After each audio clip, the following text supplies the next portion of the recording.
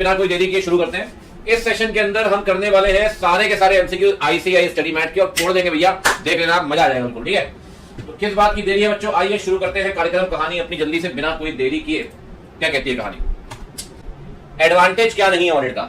High quality financial information का advantage है, moral check का एडवांटेज है, रिस्क ऑफ मैनेजमेंट बायसनेस।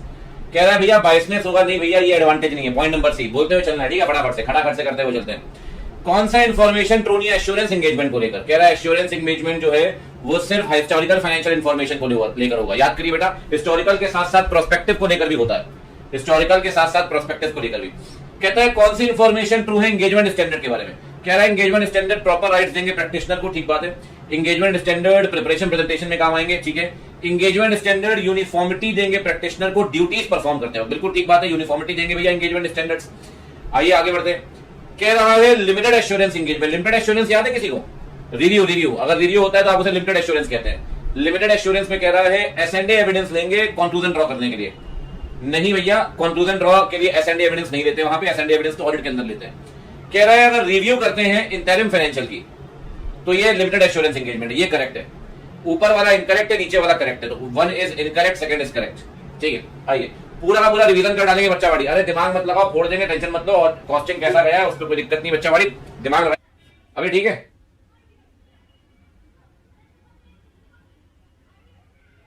अभी ठीक है, एक बार कंफर्म करिए, अब ठीक है ना? चलिए, हाँ तो मैं ये कह रहा हूं बच्चा बाड़ी कि प्लानिंग में कौन सा पॉइंट कंसीडर नहीं करेंगे? ऑडिट एविडेंस को इवैल्यूएट करना प्लानिंग नहीं है भाई, आपको पता है। ऑडिट एविडेंस को इवैल्यूएट करना जो है वो कंक्लूजन का पार्ट है। कौन सी पॉइंट ट्रू है प्लान को लेकर? कह रहा है एक बार प्लान फाइनल हो गया तो चेंज नहीं कर पाएंगे, गलत कह रहा है। कह रहा है प्लान के अंदर स्कोप और टाइमिंग आएगा रैप का। कह रहा है चेंज जो है वो अगर प्लान चेंज कर रहे हो स्ट्रेटेजी चेंज नहीं होगी, ये भी गलत है। ऑडिट प्लान का डॉक्यूमेंटेशन करना पड़ेगा, करना तो पड़ेगा सर, ये ट्रू है। कहता है कौन सी चीज ऑडिट प्रोग्राम में नहीं आएगी? ऑडिट प्रोग्राम में क्या नहीं आएगा? Extent of checking, date of checking, आपका नेचर टाइप ऑफ प्रोसीजर, रैप नहीं आएगा भैया प्रोग्राम के अंदर, ठीक। कह रहा है किसे एडवांटेज नहीं मानेंगे प्रोग्राम का? प्रोग्राम का एडवांटेज क्या नहीं है भाई? कह रहा है ये तो गाइड है आपकी ऑडिट ऑफ कमिंग ईयर्स। फिर कह रहा है रिस्पॉन्सिबिलिटी फिक्स करेगा असिस्टेंट को लेकर, ठीक है। फिर कह रहा है शेल्टर फॉर असिस्टेंट। भैया याद करिए शेल्टर जो होता है ना बेटा, ये डिसएडवांटेज होता है, एडवांटेज नहीं होता, ये नॉट एन एडवांटेज। सबसे इंपॉर्टेंट प्रिंसिपल क्या है प्लान बनाते वक्त? क्लाइंट के बिजनेस का नॉलेज लेना पड़ेगा, gaining knowledge of clients business. वाह बहुत बढ़िया, उम्दा। 2 चैप्टर के एमसीक्यू खत्म हो गए, जल्दी जल्दी बच्चा बाड़ी। पहले करेंगे अपन सारे एमसीक्यू, फिर करेंगे केस सिनेरियो, ठीक है। मैं बता रहा हूं 1 से सवा घंटे में सारी कहानी खत्म कर देंगे। आप बताइए मटेरियलिटी को लेकर कौन सा ट्रू है? कह रहा है अनअफेक्टेड रहेगा नेचर ऑफ आइटम्स, अनअफेक्टेड रहेगा लॉज रेगुलेशन से, not a matter of professional judgement, is not a matter of relative size. मैंने कई बार आपसे कहा है जरूरी नहीं है कि हमेशा साइज के हिसाब से मटेरियलिटी डिसाइड करते हैं, सर्कमस्टांसेस भी देखने पड़ते हैं, तो मटेरियलिटी हमेशा मैटर ऑफ साइज नहीं है। कह रहा है जो ऑपरेशंस है, ठीक है, उसका ऑटोमेशन करेंगे सब्सटेंशियली। कौन सा स्टेटमेंट मोस्ट एप्रोप्रिएट है? कह रहा है देखो यार एक बात तो क्लियर है, अगर ऑटोमेशन ज्यादातर कर दोगे, एक बात तो क्लियर है, अगर ऑटोमेशन ज्यादातर कर देंगे तो भैया इन्वायरमेंट जो है वो कॉम्प्लेक्स हो जाएगा, ये बिल्कुल ठीक बात है। जितना ऑटोमेशन करोगे उतनी कॉम्प्लेक्सिटी हो जाएगी। आप बताओ भैया किसकी रिस्पॉन्सिबिलिटी? इंटरनल फाइनेंशियल कंट्रोल की रिस्पॉन्सिबिलिटी है भैया, इंटरनल फाइनेंशियल कंट्रोल की, मैनेजमेंट की, ठीक है सर। आप बताइए कौन सा रिस्क नहीं है इंटरनल कंट्रोल को लेकर? Potential loss of data risk है, इनएबिलिटी टू एक्सेस डेटा ये भी रिस्क है, अनऑथराइज्ड एक्सेस टू डेटा ये भी रिस्क है। लार्ज वॉल्यूम ऑफ डेटा भैया रिस्क नहीं है, बेनिफिट है, ठीक है, नॉट अ रिस्क। कह रहा है जनरल आईटी कंट्रोल में क्या नहीं आएगा? डिजास्टर रिकवरी प्लान आएगा, बैच भी आएगा, डेटा सिक्योरिटी भी आएगी, वैलिडेशन ऑफ इनपुट डेटा ये नहीं आएगा, ठीक। चलिए आगे बढ़ते हैं, डन है जी। अब आते हैं चैप्टर 4 में। चैप्टर 4 क्या कहता है? चैप्टर 4 कहता है किसे आप फंक्शन नहीं मानेंगे इंटरनल ऑडिटर का? एश्योरेंस करेगा, कंसल्टिंग करेगा, गवर्नेंस को लेकर, रिस्क मैनेजमेंट, तीनों होती हैं। इंडिपेंडेंट ओपिनियन फाइनेंशियल स्टेटमेंट को लेकर बेटा स्टैट देता है, इंटरनल नहीं। फाइनेंशियल स्टेटमेंट को लेकर इंडिपेंडेंट ओपिनियन जो है वो स्टैट देगा, इंटरनल नहीं। ऑडिटर को ऑडिट के दौरान, ठीक है, देखा कि एंटिटी कई सारे आरपीटी कर रही है, आरपीटी को लेकर क्या सच है? कह रहे हैं रिस्क की मैनेजमेंट ओवरराइड करेगा control in respect of RPT lower. ऐसा नहीं है, आरपीटी को लेकर ना रिस्क हमेशा हायर होगा कि मैनेजमेंट कंट्रोल को ओवरराइड कर सकता है। कह रहा है मैनेजमेंट में override control in respect of RPT is higher, बिल्कुल ठीक बात है। अब बढ़ते हैं आगे। कह रहा है किसे ऑब्जेक्टिव नहीं मानेंगे आप for ensuring internal financial control? Internal financial control में याद करिए एफिशिएंट और इफेक्टिव कंडक्ट होता है, सेफगार्डिंग भी होती है, फ्रॉड को रोकते भी हैं। ऑडिट रिस्क असेसमेंट नहीं करते भाई इंटरनल फाइनेंशियल कंट्रोल में। इंटरनल फाइनेंशियल कंट्रोल में ऑडिट रिस्क असेसमेंट नहीं करते। अगला कह रहा है किसे एडवांटेज नहीं मानोगे स्टैटिस्टिकल सैंपलिंग का? कह रहा है सैंपल साइज जो है वो इंक्रीज नहीं होगा प्रोपोर्शन के साथ, एडवांटेज है। ऑब्जेक्टिव होगा, एडवांटेज है। कैलकुलेटेड रिस्क होगा, ये भी एडवांटेज है। कह रहा है कंप्लायंस करेंगे लीगल रिक्वायरमेंट, करे बकवास, ये एडवांटेज नहीं है। वैसे ही बहुत इंपॉर्टेंट है। हमेशा कहता हूं स्टैटिस्टिकल सैंपलिंग वैसे ही बहुत इंपॉर्टेंट है, ठीक है। आइए आगे बढ़ते हैं। अगर कंपनी को ऑडिटर एक्सटर्नल कंफर्मेशन ले रहा है, ठीक है, एंटिटी जिसको गुड्स बेचे हैं, आप बताइए क्लासिफिकेशन करेंगे कौन सा स्टेटमेंट सही नहीं है, which is not true. External confirmation को लेकर एक्सटर्नल कंफर्मेशन ले रहा है कि क्या गुड्स बेचे हैं क्या सही में, ठीक है, जिसको आपने गुड्स बेचे हैं, कह रहा है एग्जिस्ट करता है, ये ट्रू है। वैल्यूएशन, सर एक बात बताओ, अगर एग्जिस्टेंस को लेकर कंफर्मेशन लोगे तो वैल्यूएशन का पता थोड़ी लग जाएगा आपको। तो भैया अगर एग्जिस्टेंस को लेकर कंफर्मेशन ले रहे हैं तो वैल्यूएशन को लेकर स्टेटमेंट सही नहीं है। हेलो जी हेलो, चलिए आगे बढ़े। अब चलते हैं audit of item of financial statement में। एक बात बताओ, आप परचेज चेक करना चाहते हो जेन्युइननेस, इसीलिए आप देख रहे हो ट्रेड पेएबल तो नहीं है, फेक। परचेज होनी चाहिए जेन्युइन, ट्रेड पेएबल फेक तो नहीं है। कौन से असर्शन चेक करोगे भाई? परचेज को लेकर चेक करोगे अकरेंस, और ट्रेड पेएबल को लेकर चेक करोगे एग्जिस्टेंस। यही तो लिखा है ना, ट्रेड पेएबल फेक नहीं होनी चाहिए, जेन्युइन परचेज होनी चाहिए, अकरेंस और एग्जिस्टेंस। ठीक है सर, आगे बढ़ते हैं। अगली कहानी देखिए, कौन सा स्टेटमेंट मोस्ट अप्रोप्रिएट है गुड्स एंड ट्रांजिट को लेकर? अगर आपको याद आ रहा हो बच्चों, गुड्स एंड ट्रांजिट को सेपरेटली डिस्क्लोज करते हैं हर सब हेड ऑफ इन्वेंटरी के अंदर, अंडर ईच सब हेड। तो कह रहा है disclosure of goods and transit under each sub head of inventory is required. ठीक, स्वेट इक्विटी शेयर किसको देंगे? वाह, तो लॉ वाला क्वेश्चन ऑडिट के अंदर भी कॉमन रहता है, डायरेक्टर एम्प्लॉय को। बहुत बढ़िया। आप बताओ पीपी के अंदर किसे एलिमेंट ऑफ कॉस्ट नहीं मानेंगे भैया? Installation, freight cost, inaugural cost. ठीक, आप बताइए किसे कैश और इक्विवेलेंट्स में डिस्क्लोज नहीं करेंगे? Which is not disclose in the cash and equivalents. Balance with bank, balance schedule bank. Sir ये कोई हेड थोड़ी है। बैलेंस विद बैंक रहेगा, कैश ऑन हैंड रहेगा, चेक ऑन हैंड रहेगा और अदर्स। ठीक, चलिए आगे बढ़ते हैं। अगला, ये बहुत प्यारा क्वेश्चन है, बहुत ही प्यारा क्वेश्चन है, बहुत ही प्यारा। चलो आपका वेट कर, जल्दी बताओ इसका आंसर क्या होगा। फर्स्ट वाले का बहुत ही जबरदस्त क्वेश्चन है। कौन सा स्टेटमेंट अप्रोप्रिएट है ऑडिट डॉक्यूमेंटेशन को लेकर? इसमें सारे बच्चे मुझे लग रहा है 60 दिन करेंगे। पता है, आपसे असेंबलिंग नहीं पूछ रहा है, आपसे पूछ रहा है डॉक्यूमेंटेशन कब करेंगे, प्रिपरेशन। असेंबलिंग थोड़ी पूछ रहा है, डॉक्यूमेंटेशन करेंगे simultaneously as the audit progress. जैसे जैसे ऑडिट बढ़ेगी डॉक्यूमेंटेशन करते जाएंगे। बेटा असेंबलिंग वर्ड कहीं भी नहीं लिखा, अगर असेंबलिंग लिखा होता तो फिर 60 दिन वाला पॉइंट डालते। समझ रहे हो मेरी बात? ऑडिट डॉक्यूमेंटेशन किसकी प्रॉपर्टी है बेटा? सर ये तो डॉक्यूमेंटेशन तो प्रॉपर्टी है सर, ऑडिटर की हो जाएगी ना। बिल्कुल ऑडिटर की प्रॉपर्टी। कह रहा है आप बताइए कौन सा प्रोविजन बिल्कुल least likely to be included, मतलब इसको इंक्लूड करना ही नहीं चाहिए डॉक्यूमेंटेशन में, जरूरत ही नहीं है सर। अगर एक्सपोर्ट के आप डॉक्यूमेंटेशन कर रहे हैं, किसे इंक्लूड नहीं करेंगे? प्रीवियस ईयर करना चाहिए सर, प्रोजेक्टेड कैश फ्लो करना चाहिए, dispatch of overseas consignment in accordance with delivery schedules. Sir ये मतलब इसे इंक्लूड करने में लॉजिक नहीं है। ठीक, आप बताओ कहता है कौन सा स्टेटमेंट फॉल्स है डॉक्यूमेंटेशन को लेकर? अगर एक्सटर्नल ऑडिटर रिलाई करता है इंटरनल पे, अगर एक्सटर्नल रिलाई कर रहा है इंटरनल पे, तो क्या सच होगा? देखते हैं, आइए। कह रहा है डॉक्यूमेंटेशन कर लो, ऑब्जेक्टिविटी देखो, कंप्लीटेंस देखो, आइए ये तो सही है। नेचर ऑफ वर्क देखो, रिलाई कर रहे हैं क्या उसके काम पे, वो देखो। डॉक्यूमेंटेशन क्या क्वालिटी कंट्रोल एक्सरसाइज, क्या क्वालिटी कंट्रोल एक्सरसाइज की गई है क्या इंटरनल ऑडिट के अंदर? और डॉक्यूमेंटेशन स्पेसिफिक रिकमेंडेशन जो इंटरनल देगा फॉर रिस्क असेसमेंट। सर हो गया ना, इंटरनल को लेकर रिस्क असेसमेंट क्या क्या कहानी चल रही है? कह रहा है दिस पॉइंट इज फॉल्स। बाकी आपको पता है सारी चीजें डॉक्यूमेंटेशन करनी पड़ती है। ठीक, अब चलते हैं कंप्लीशन एंड रिव्यू में। कह रहा है ऑडिटर सिग्निफिकेंट फाइंडिंग बताएगा 230 के अंदर। कैसा कौन सा स्टेटमेंट फॉल्स है? कह रहा है कम्युनिकेशन प्रोसेस एडिक्वेट होनी चाहिए, ट्रू है। सिग्निफिकेंट फाइंडिंग में आप बताएंगे स्कोप एंड टाइमिंग, ठीक है। सिग्निफिकेंट डिफिकल्टी बताओगे, ठीक है। रैशनल बिहाइंड ऑडिट प्रोसीजर, ये पॉइंट ठीक नहीं है सर सिग्निफिकेंट फाइंडिंग के अंदर। ठीक, WR याद करिए बेटा, WR नेसेसरी एविडेंस, एसएनडे नहीं होता, एविडेंस ऐसा नहीं है, नेसेसरी एविडेंस मानेंगे WR को। ऐसा नहीं कि एविडेंस ही नहीं है, एविडेंस है बट नेसेसरी एविडेंस है। कह रहा है कौन सा पॉइंट फॉल्स है कम्युनिकेशन ऑफ स्टेटमेंट को लेकर? ठीक, कहता है ऑडिटर TCW जी से बोलेगा, याद है भाई मुझे स्टेटमेंट मिला है तो कौन सा पॉइंट फॉल्स है? ठीक है, सबसे सबसे सबसे पहली बात कह रहा है TCW जी से बोलेगा करेक्ट कर लो। WR लेगा कि मैनेजमेंट, हाँ मैनेजमेंट बोलेगा जो अनकरेक्टेड मिस स्टेटमेंट है वो मटेरियल है। WR लेने को बोल रहा है भाई जो अनकरेक्टेड मिस स्टेटमेंट है वो मटेरियल है।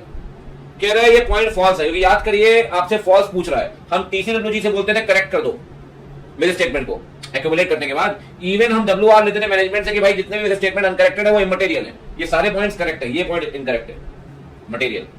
फिर कह रहा है कौन सा एग्जांपल नहीं है सब्सिक्वेंट इवेंट का? कह रहा है event occurring date of financial statement, date of auditor report, event occurring on date of financial statement. 31 मार्च को जो भी इवेंट होगा भाई वो सब्सिक्वेंट इवेंट नहीं है जो 31 मार्च को हो रहा है। ठीक है, कह रहा है कौन सा एग्जांपल नहीं है इवेंट्स और कंडीशन जो सिग्निफिकेंट डाउट क्रिएट करेगा गोइंग कंसर्न पे, एडवर्स फाइनेंशियल रेशियो दे करेगा, inability to invest in modernisation of plant. ये सर कोई फैक्टर नहीं है गोइंग कंसर्न को लेकर, याद करिए। ये कोई फैक्टर नहीं, कोई कंसर्न को लेकर। ठीक, अब चलते हैं भैया, 7 चैप्टर खत्म हो चुके हैं, अब चलते हैं ऑडिट रिपोर्ट में। जब आप अनमॉडिफाइड ओपिनियन दोगे तो ऑडिटर कौन सा फ्रेज यूज नहीं करेगा? अनमॉडिफाइड में प्रेजेंटेड फेयरली यूज करेगा, गिवन ट्रू फेयर यूज करेगा, unmodified with the following explanation, ये यूज नहीं करता सर। ठीक, कह रहा है ये वो पैराग्राफ है जिसमें आप मैटर बताओगे which are disclose in the financial statement, और आपके हिसाब से यूजर के अंडरस्टैंडिंग के लिए जरूरी है। ईओएम की ऑडिट मैटर सब्स्टिट्यूट है डिस्क्लोजर को लेकर, गलत स्टेटमेंट है। मॉडिफाई करने की बजाय आप की ऑडिट मैटर डाल सकते हैं, ये भी गलत है। ये दोनों स्टेटमेंट इनकरेक्ट है, none of the statement is correct. कौन सा स्टेटमेंट करेक्ट नहीं है? 700 ओपिनियन को लेकर है, 700 की ऑडिट मैटर को लेकर है, 705 कंपैरेटिव, कंपैरेटिव का बेटा 710 है। जॉइंट ऑडिटर की रिस्पांसिबिलिटी कहां दी है? 299 में। सही, बढ़िया, खटाखट। चलिए जी, अब चलते हैं आगे। कहता है म्युनिसिपल कॉर्पोरेशन, ठीक है, में कौन सा पॉइंट ऑब्जेक्टिव में नहीं आएगा? लॉ चेक करना है वो तो आएगा, वैल्यू रिसीव की वो भी आएगा, वीकनेस ऑफ फाइनेंशियल कंट्रोल वो भी आएगा, to provide better civic amenities, ये ऑब्जेक्टिव नहीं है सर। ठीक, अगला, सेव डेमोक्रेसी एक एनजीओ है जो प्रमोट कर रही है डेमोक्रेसी और डेमोक्रेटिक इंस्टीट्यूशन। ठीक है, ये पैसा ले रही है यूएस से, फंड ले रही है यूएस से, यूएस के ट्रस्ट से। सर अगर यूएस के ट्रस्ट से पैसा ले रहे हैं तो याद करिए एफसीआरए लग जाएगा ना भैया, एफसीआरए 2010। ठीक, फर्स्ट ऑडिटर अपॉइंट कौन करता है? मल्टी स्टेट का, मल्टी स्टेट का फर्स्ट ऑडिटर बोर्ड अपॉइंट करेगा 1 महीने के अंदर। कह रहा है सोर्सेस क्या यूनियन गवर्नमेंट के? सोर्सेस तो भाई direct taxes, GST, excise duty, ये सारा पैसा जाएगा सीएफआई में, सीएफआई में ये तीनों, पीक्यूएस। एलएलपी कंप्लायंस किसके पास फाइल करेगी? आपको पता है भैया, सिंपल सी बात है, रजिस्ट्रार ऑफ कंपनीज के पास। ठीक है, बढ़िया। ऑडिट ऑफ बैंक, इसमें क्वेश्चन अच्छे दिए फिर भी। इंटरेस्ट जो आपने कमाया है पीएनएल में, बैंक में, हाँ, कह रहा है इसमें से कौन सा आइटम इंटरेस्ट में आएगा? इंटरेस्ट अर्न में, डिस्काउंटिंग ऑन, हाँ ये आ जाएगा सर, डिस्काउंटिंग वाला पॉइंट इंटरेस्ट पे। बाकी सब तो कमीशन वगैरह में आ जाएगा, फीस कमीशन हो तो अलग चीज हो जाएगी। ठीक, अगला कह रहा है जब एडवांसेस चेक करेंगे ना, कौन सा पॉइंट नहीं देखेंगे? डॉक्यूमेंटेशन देखेंगे सर। ठीक बात है, बजट टारगेट नहीं देखते सर, सैंक्शन टर्म भी देखते हैं, ऑपरेशन भी देखते हैं, ये नहीं देखते। टारगेट से क्या मतलब सर? ये भी बहुत प्यारा क्वेश्चन है, ये भी बहुत प्यारा क्वेश्चन है। क्रेडिट फैसिलिटी ओवरड्यू कब बनेगी? आपसे ये थोड़ी पूछ रहा है क्रेडिट फैसिलिटी एनपीए कब बनेगी। अगर एनपीए पूछता ना तो 90 दिन लगाते। कह रहे ओवरड्यू कब बनेगी? तो ओवरड्यू बनेगी भाई जब ड्यू डेट पे पैसा नहीं दोगे, not paid on due date. ठीक, आप बताइए कौन सा स्टेटमेंट ट्रू है regarding the appointment of statutory auditor, branch auditor? पहली बात फर्स्ट पॉइंट कह रहा है बैंक अपॉइंट करेगा सीधी से पूछकर, बोर्ड अपॉइंट करेगा विद अप्रूवल ऑफ आरबीआई, ये ठीक है। नेशनलाइज बैंक में बोर्ड अपॉइंट करता है आरबीआई से पूछकर, ठीक है। रीजनल रूरल बैंक में सीई से पूछना पड़ता है। कह रहा है करेक्ट स्टेटमेंट, एनपीए की इनकम को अप्रूवल बेसिस पे, एनपीए की इनकम रिकॉग्नाइज नहीं करेंगे, एनपीए की इनकम रिकॉग्नाइज करेंगे एक्चुअल रिकवरी पे। ठीक, लो भैया अब आ गए 11वें चैप्टर में। मुश्किल से 15-17 मिनट हुए होंगे, थोड़े केस सिनेरियो भी कर लेंगे। आपसे एक सवा घंटे में सब खत्म। Proper reason, identify the most appropriate statement. ठीक है भाई, कह रहा है 220 लगेगा फॉर्म के ऊपर, फॉर्म के ऊपर लगता है, याद करिए। SQC1 is premised on the basis, नहीं, SA220 इज प्रीमाइज्ड कि भैया SQC1 तो लगाई हो, याद करिए, मैंने कई बार आपसे कहा है हर फॉर्म को SQC1 मानना है, हर फॉर्म SQC1 मानेगी। और ऐसे 220 सिर्फ ऑडिट पे लगता है और SQC1 फॉर्म पे लगता है। ठीक, फॉर्म पे चाहे कोई भी एंगेजमेंट हो। प्रोफेशनल स्केप्टिसिज्म में क्या आएगा? Overlooking unusual transaction, vigilant, possibilities of fraud. ये तो पता है क्या लिखा है ऊपर के 3 पॉइंट लिखे हैं, याद करिए। प्रोफेशनल स्केप्टिसिज्म में रिस्क रिड्यूस होगा, इन तीनों का मीनिंग नहीं लिखी, मीनिंग तो ये है फ्रॉड को लेकर अलर्ट रहोगे। कौन सा फंडामेंटल प्रिंसिपल नहीं है प्रोफेशनल एथिक्स को लेकर? प्रोफेशनल कंप्यूटर इंटीग्रिटी, इंडिपेंडेंस वाला, बाकी सब तो है। कौन सी प्री कंडीशन नहीं है ऑडिट को लेकर? Acceptability of FRF, acknowledgement of cooperation from management in designing the procedure. वाह, मतलब मैनेजमेंट तुम्हारी मदद करेगा प्रोसीजर डिजाइन करने में, प्री कंडीशन है। वाह, ये बढ़िया है। कह रहा है SQC1 के साथ सबसे, ये तो बता ही सकते हो यार असेंबलिंग करनी पड़ेगी 60 डेज के अंदर ऑडिट रिपोर्ट डेट से ऑडिट एंगेजमेंट। लो जी, ये हो गए आपके 18, 19, 20 मिनट मान लो मैक्सिमम, 20 मिनट के अंदर हो गए आपके सारे एमसीक्यू खत्म स्टडी मैट के। ठीक है, अब करेंगे केस सिनेरियो। अगर 20 मिनट उसमें लगाए तो मान के चलिए डबल टाइम उसमें लग जाएगा। मैंने आपसे कहा है 70-72 मिनट का सेशन होगा मैक्सिमम। ठीक है, लेकिन हाँ इसमें आपको सीखने को बहुत कुछ मिलेगा केस सिनेरियो में, और प्रॉपर रिवीजन हो जाएगा प्रॉपर। ठीक है, आइए कुछ केस सिनेरियो ना सीधे पढ़ के भी हो जाएंगे, जो नहीं होंगे उसके लिए पढ़ना पड़ेगा। ठीक है, तो आइए अब चलते हैं केस सिनेरियो में फटाफट से। भाई केस सिनेरियो बड़ा दमदार है और मुझे लग रहा है जो क्वेश्चन पेपर का लेवल आएगा केस सिनेरियो बहुत हेल्प करने वाला है। चलिए देखते हैं। चैप्टर 1, गुरप्रीत को लगता है ऑडिटेड फाइनेंशियल स्टेटमेंट गारंटी नहीं है। आप बताइए कौन सा एश्योरेंस मिलेगा ऑडिट में? ऑडिट में मिलेगा रीजनेबल एश्योरेंस जो मॉडरेट है, ऑडिट में मिलेगा रीजनेबल एश्योरेंस जो हाई है, सी पॉइंट, ठीक है, रीजनेबल जो हाई है। आप बताओ ऑडिटर क्या फोर्स कर सकता है एम्प्लॉय को कि डॉक्यूमेंट देने ही पड़ेंगे? सर फोर्स नहीं कर सकता सर, क्या he can do so, no he can do so, he can not do so, he can request from providing the necessary information but he can not be forced upon him, ठीक बात है। कहता है अली ने अपनी classes में सुना कि ऑडिट में सारे एस्पेक्ट कवर होने चाहिए एंटिटी के। बेटा सारे एस्पेक्ट कवर नहीं होते, याद करिए स्कोप ऑडिट का, वही एस्पेक्ट कवर करेंगे बेटा, याद करो, ये वही एस्पेक्ट जो फाइनेंशियल स्टेटमेंट से कनेक्टेड है। कह रहा है गोरेती कहती है ऑडिट को इस तरीके से करिए कि सारे एरिया कवर होने चाहिए एंटिटी के। सर दोनों ही गलत है, वही एस्पेक्ट वही एरिया जिसका फाइनेंशियल से नाता है। कह रहे हैं बोथ आर इनकरेक्ट, ठीक। सबने डिस्कस किया बेनिफिट्स के बारे में, आप बताइए बेनिफिट कौन सा नहीं है? Since auditing is connected future event, audited information can be easily relied. अरे यार तो ये तो इनहेरेंट लिमिटेशन है फ्यूचर इवेंट वाली, रिलाई नहीं कर सकते, ये तो इनहेरेंट लिमिटेशन है फ्यूचर इवेंट, याद है ना। पॉइंट नंबर ई, गोरेती अपनी फ्रेंड्स को कह रही है, उसने न्यूज रिपोर्ट में पढ़ा कि कंपनी कैसे मिसलेड कर रही है फैब्रिकेटेड डॉक्यूमेंट देकर, ऑडिटर को फैब्रिकेटेड डॉक्यूमेंट देकर मिसलेड कर रही है। आप मुझे बताइए ऑडिटर के स्कोप में क्या डॉक्यूमेंट की जेन्युइननेस चेक करना आता है क्या? आपने स्कोप में पढ़ा, स्कोप में क्या नहीं आएगा चैप्टर 1 के अंदर? क्या डॉक्यूमेंट की जेन्युइननेस चेक करना ऑडिटर का स्कोप है क्या? नहीं है सर, लेकिन फिर भी अलर्ट तो रहना पड़ेगा ना, अलर्ट तो रहना पड़ेगा। तो कहता है रॉन्ग ऑडिटर के पार्ट पे डिस्कवर, रॉन्ग ऑडिटर के पार्ट पे रिलाई किया, ही can not do the matter, ठीक है, इसकी कोई ड्यूटी नहीं है। कह रहा है ऑडिटर को प्रोफेशनल एक्सरसाइज करनी पड़ेगी, he is not an expert in discovering the genuineness of documents. Management में जो डिसऑनेस्ट लोग हैं कहीं ना कहीं वो जानबूझकर चाहते हैं भरोसा करें। सर प्रोफेशनल स्किल आपको लगानी है बट आप एक्सपर्ट नहीं हो सर डॉक्यूमेंट चेक करने के, ठीक। चलिए अब चले आगे, केस सिनेरियो नंबर 2, आइए जरा पढ़ते हैं। Management of the company P को कह रहा है रिपोर्ट साइन करो, आप बताओ कौन से स्टैंडर्ड लगेंगे? और जरा पढ़ते हैं ऊपर क्या कह रहा है। कह रहा है मैनेजमेंट पी के पास गया, ठीक है, पी के पास, सीए के पास, प्रैक्टिसिंग सीए के पास। कह रहा है हाफ ईयरली रिजल्ट हमने बनाए, मैनेजमेंट ने इंफॉर्मेशन दी, कंपनी ने उसे ट्रायल बैलेंस दिया, पी को फाइनेंशियल स्टेटमेंट दिया ड्राफ्ट फॉर्म में। कह रहा है हाफ ईयरली बना दो हमारे लिए फाइनेंशियल्स, मैं आपको ट्रायल बैलेंस दे रहा हूं, मैं आपको सारी इंफॉर्मेशन दे रहा हूं, आप मेरे लिए हाफ ईयरली फाइनेंशियल बना दो। मैनेजमेंट कह रहा है सीएपी से आप मेरे लिए हाफ ईयरली फाइनेंशियल बना दो। आपको पता है सीएपी क्या कर रहा है? सीएपी कर रहा है कंपाइलेशन एंगेजमेंट, मतलब कंपाइलेशन, याद करिए एंगेजमेंट में एक टर्म होता है रिलेटेड सर्विस, 4 तरह एंगेजमेंट होते हैं ना, ऑडिट, रिव्यू, एश्योरेंस और आरएस। तो कंपाइलेशन कर रहा है बेटा, compilation is are related service. Final में आप पढ़ेंगे सेक्शन 4410 लगता है इस पे, ऐसे सॉरी आपका एसआरएस, ठीक है। तो ये जो आप कर रहे हैं ये है कंपाइलेशन, ये है रिव्यू एंगेजमेंट, ठीक। कह रहा है सबसे अप्रोप्रिएट क्या होगा इसमें? पी असिस्ट करेगा मैनेजमेंट को फाइनेंशियल बनाने में, वो रिपोर्ट देगा जो उसके स्कोप से बाहर है।